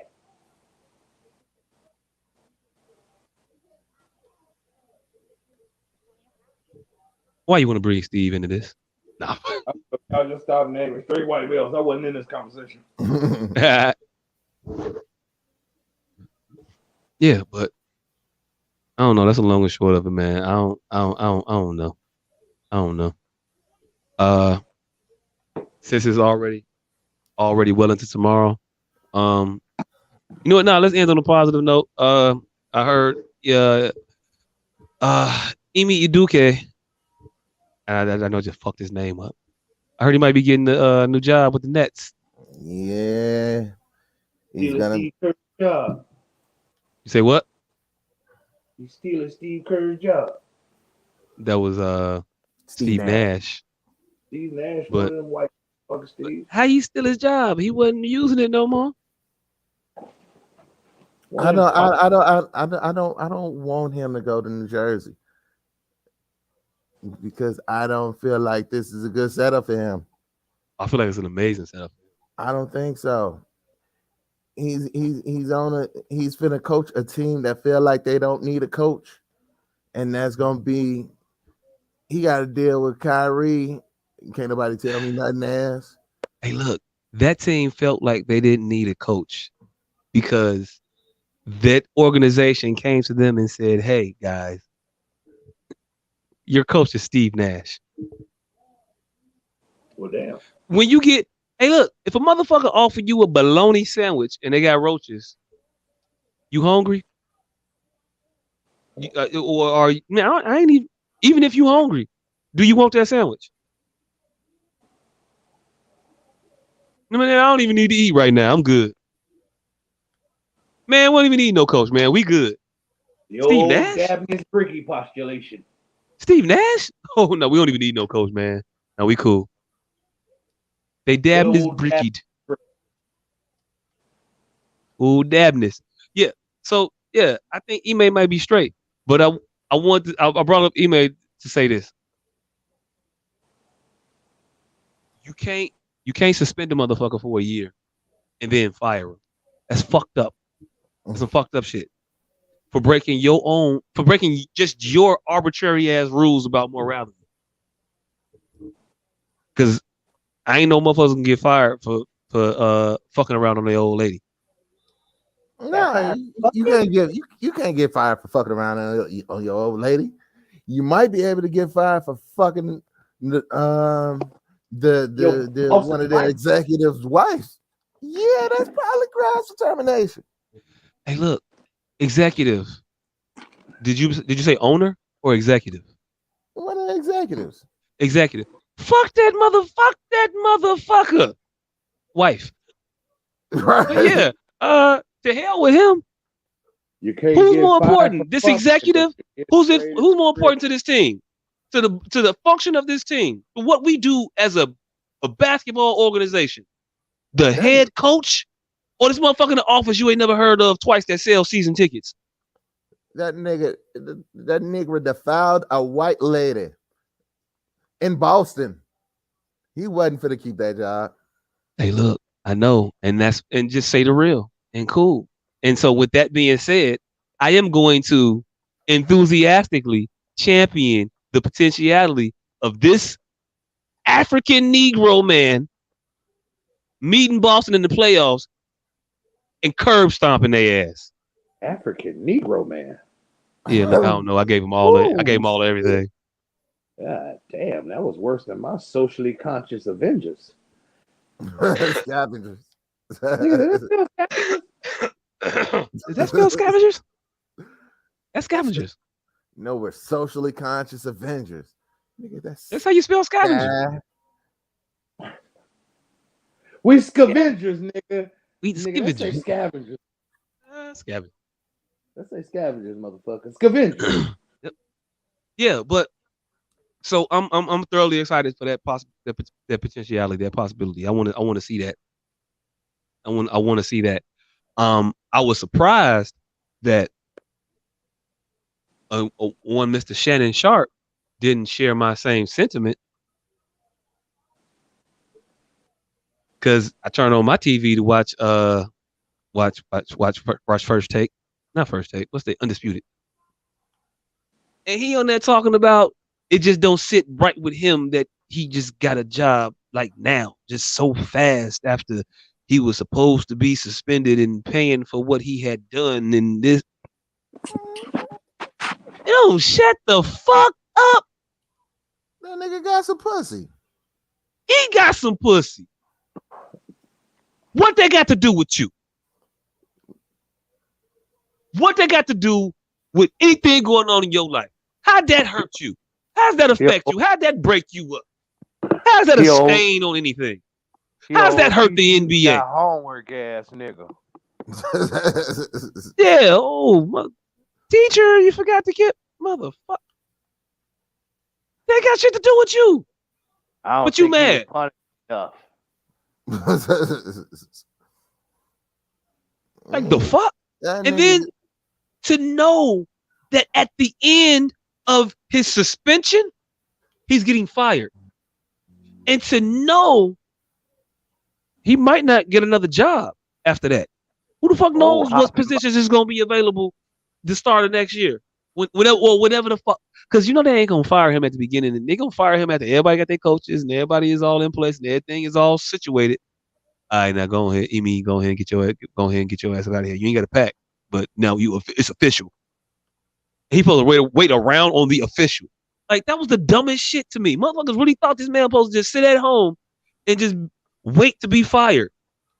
Like he owed Boston. Like he owed Boston something because they just suspended him and he was still under. No, that contract is over. I'm done fucking with y'all. I might not say nothing about it because I want to protect my possibility of getting another job in this bitch. But I don't give a shit about y'all. I gotta audition for these other motherfucking teams now and just sit here and be a quiet motherfucker. And he did it. And it just so happened that, month and a half, not even a month into the season, one opened up and here you go. So hey, shout out to Brooklyn if they actually go through with this hiring this man and he coaching coming next week. I don't need Brook. He doesn't need to go there with Kyrie and that whole situation. He needs to. Memphis needs to fire. I think Memphis already got a black coach. All right, so Memphis don't need to fire their coach. We need another really good. All right, Cleveland Cavaliers. Fire your fucking coach. Cleveland over Brooklyn? Yeah, Cleveland over Brooklyn. Yeah. It's Donovan Mitchell and Kevin Love. What are we talking about? It's Claxton. They got 3 All-Stars. They already had 2 All-Stars before Donovan Mitchell got there. This is a nice team that just needs some guidance. You say so. You say, I'm not moving to Cleveland, fam. I'm just not. I can go to New York or Cleveland. You can go to Oklahoma City. Oklahoma City for the fire their coach. You're not naming better. How you getting worse in the destinations? Because I'm just saying, nigga, there's always Oklahoma City. So you can go to Tucson. Don't talk down about Cleveland like Oklahoma City don't exist. Like Oklahoma City ain't got a franchise. Hey, I don't know how they got it, but they got it and they keeping it. But yeah, man, look, taking my ass to Brooklyn. I ain't waiting on no job that may or may not ever pop up. You get the first one. If they offer it to you, you take it. Not in Brooklyn, because then you're gonna be 3/4 of the way through the season, and it's gonna be March. Y'all sitting here fighting, trying to get home, trying to clinch home court advantage, and then Kyrie just gonna decide he need to take 3 weeks off so he can go see the edge of the fucking planet. And then all of a sudden you a 4 seed and you gotta go to goddamn Milwaukee. But you know what happens? But you know what happens? They say Kyrie is a nutcase. And Ime Udoka was saddled with an unfair burden that he was never going to be able to be successful with. So that was not his fault. But he was brought there to keep Kyrie in line in order to win a championship. No, he's brought there if you're a head coach, you got to keep your players in line. Yeah, but nobody expects it. Nobody is going to ding him for not keeping Kyrie in line. It's the ultimate. It's the ultimate get out of jail free card. I would have did better, but I had Kyrie, so wait till next year, then we're gonna be good. Steve Nash literally just got fired for that. No, he got fired because they never ran an actual play in the 3 years he was a fucking coach there. You know why? Because he should have got fired 2 years ago. He should have got fired 2 games into the season 2 years ago. Because Kyrie is standing up there dribbling for 17 seconds. Fam, it wasn't Kyrie. It was James Harden. He couldn't do it with James Harden and fucking Kevin Durant. James He Harden couldn't do it with dribbling for 17 seconds. Fam, why we acting like Steve Nash is we thought he's gonna be a good coach? Why we act like we thought he was gonna be any way, shape, form, or fashion able to lead this team and do anything with him? I had no clue, but Kevin Durant recommended him. No, he didn't recommend him. Yeah, he did. I don't recall him recommending him. I recall Kevin Durant being like, "Okay, it don't matter who the coach is. I'm a hooper. We finna go get a chip." I recall that, but I don't never recall him saying, "Hey, yo, remember Steve Nash? Yeah, let's get him." Yeah, I don't recall that one. Because Nash worked with KD when he was in Golden State. Hey, look.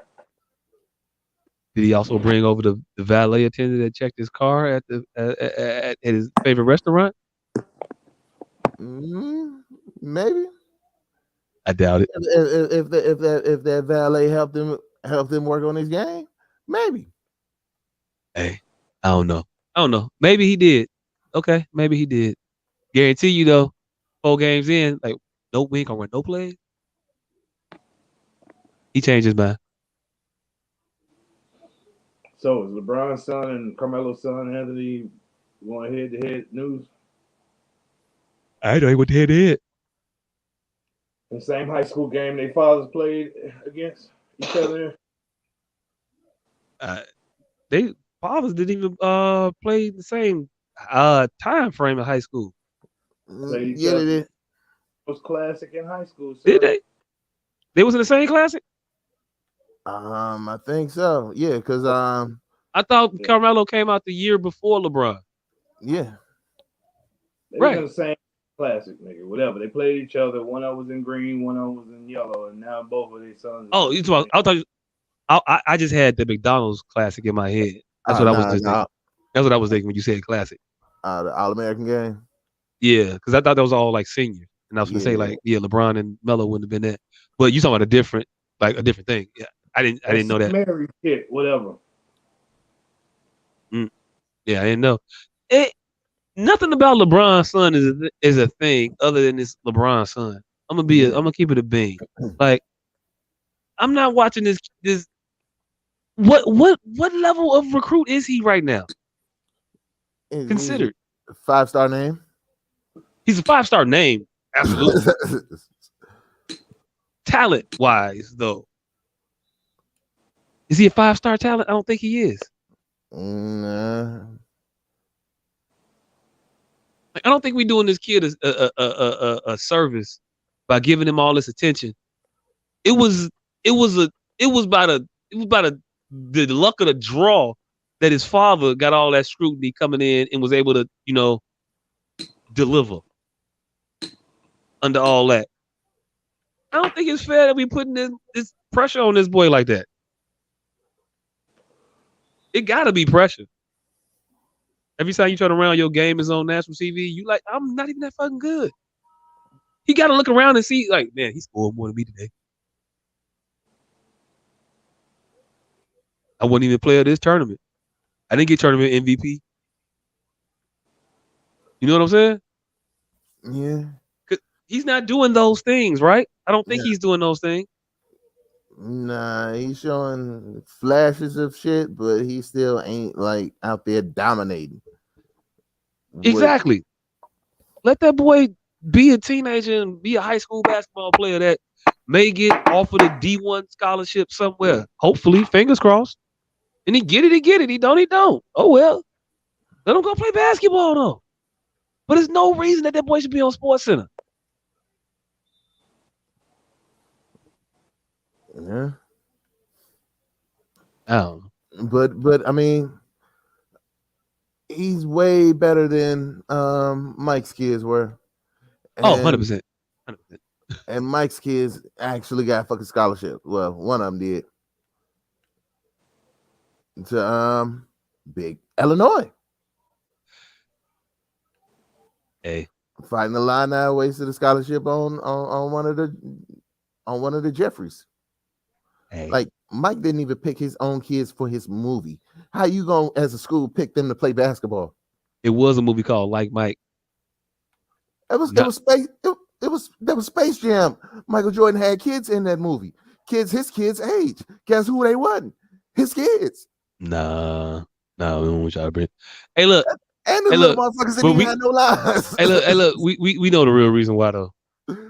Oh, we know why he didn't bring his kids to work. We know. Can't bring your kids to work when you're hitting the makeup artist. I thought it was because somebody, one of his teammates' wives was gonna be scouting for the future. Oh, I mean, hey, look, he didn't know. He didn't know for the future. Ah, shit. I see what you did. That was the shit. Bars on top of bars. It was layered. Hey, bars on bars.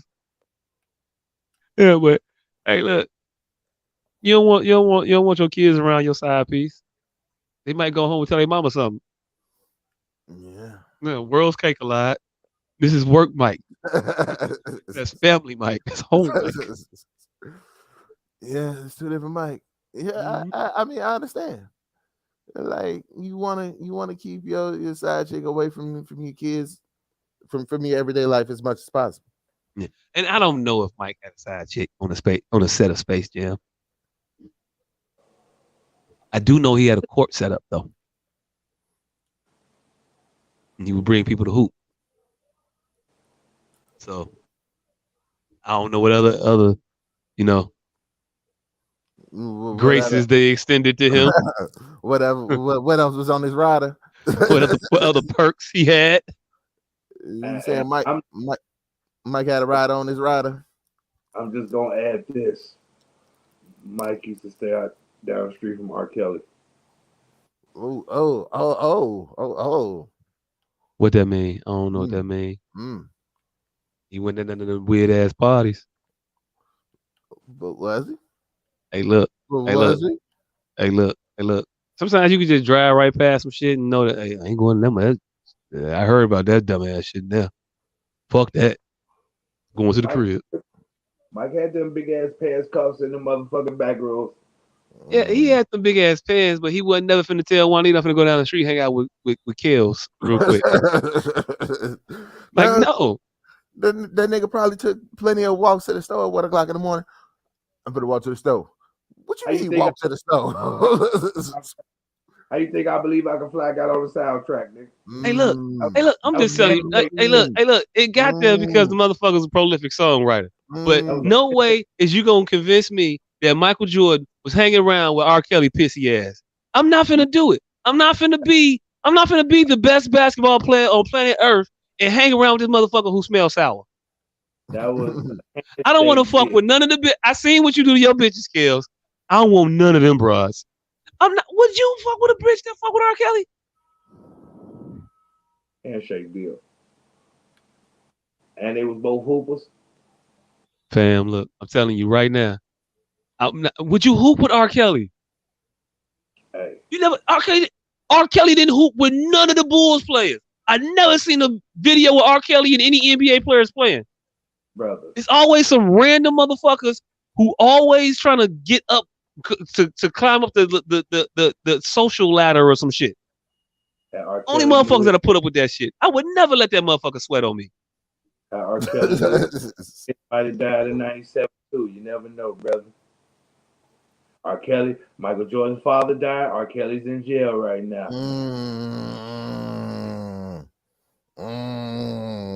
He got a father to get out of jail. Hey, look, man. I'm just telling you right now. You ain't finna tell me this man made a 20-year preemptive blood sacrifice. And hey, look, and as far as I thought, you could only make a sacrifice when you go for one thing, right? So it's either the gambling debt or to get out of pedophilia free card. You can't use it for both now, man. You're gonna have to take one. You got to eat one of these charges. You got to eat one of these motherfuckers. It is success, period, brother. It's the staying power. Sacrifice for the staying. They finally got around to Kales. He didn't have it. Hey, you got so many years to file your taxes. They kept coming back to him. 99. Got a daddy yet? Nope. All right. 2001, daddy? Nope. Hey, I mean, you got a theory, I guess, but it's tomorrow for real, for real. He got a theory. You got a pun? Always one on deck. Always one on deck. But I'm not just for to drop no pun. I want to thank y'all for tuning in. You know, we do this shit every goddamn week. The nigga that you can't see, herbal containment units, ashtrays, personal protection gear, all that shit for the low, the 29 motherfucking 99 inboxes on the goddamn on the podcast page, and we can get you in tune with it. Hey, inflation, it went from $29.99 to $32.58. Hell nah, nigga. This is the Arizona of weed. Goddamn it. It's still $29.99. Goddamn it, herbal containment units. Tried to get you that shipping and handling upcharge, fam. They ain't want to do it. We are about they ain't want to do it. They don't want to work with you. We are about the people for the people. God damn it. So we gonna keep it the same. Hey, you know what the fuck I'm doing in 10 days? I'm going to see Family Flaws. Yep. Yeah, we are right around the goddamn corner. 10 days like a motherfucker. We are less than 2 weeks away. Make sure you get your goddamn tickets. Yep. It is next Saturday. Not this Saturday coming up, but the 12th Saturday. You be up at Morgan Park this Saturday, you might get your case. You be up there next Saturday, and you might see us. And we're gonna be drinking afterwards, so you might catch a case. But it's gonna be a different kind of case. It'll be a different kind of case. Yeah. Family Flaws. November 12th, Morgan Park Academy. Go on eventbrite.com. Search Family Flaws. Buy you some goddamn tickets. And I finally posted about it. Oh shit! And this nigga has actually promoted this shit. I promoted it. I posted. I shared a post, but I made my own. You know, I put my own agile. Oh shit! You added a comment added to say some. I said some stuff here on that thing. Oh, your comments here. I think that's what they say on top of that. And he added comments there. I added comments here. So hey, look. So you know it's real. It's real. It's real. And it's gonna be real funny. It is. This shit funny, the motherfucker. I have broken character and have lost my lines in rehearsal, and that is not normal for me. Niggas usually an acting robot. I sat there like, oh shit, I'm supposed to say something. He got lost in the funny. Lost in the funny. Wasn't even laughing out loud, laughing in my head like, hell nah, this is motherfucker. And yep, we're like, oh shit, yeah, I'm supposed to say something, man. Let's take that from the top. Let's run that back.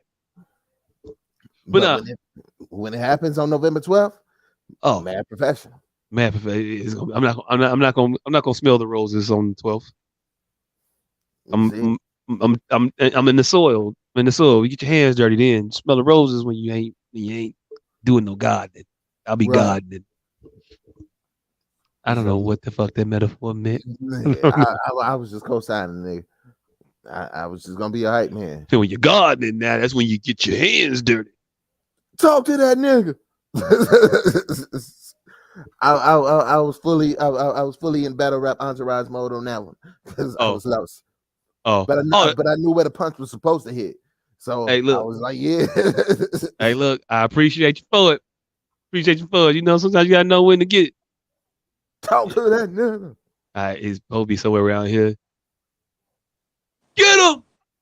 Just go ahead and just push me a little bit. I don't know why that's a thing. I don't know why. I don't know where that came from. You pushing the hell out of motherfuckers. Right. I done see this nigga get pushed all the way across the stage. Hey, wait, that wasn't no nice push, man. What the fuck? Right. Shit. You was holding that one in. Shit. Wait, you want to go on his side? You want to be over there? Is that what you want to do? shit.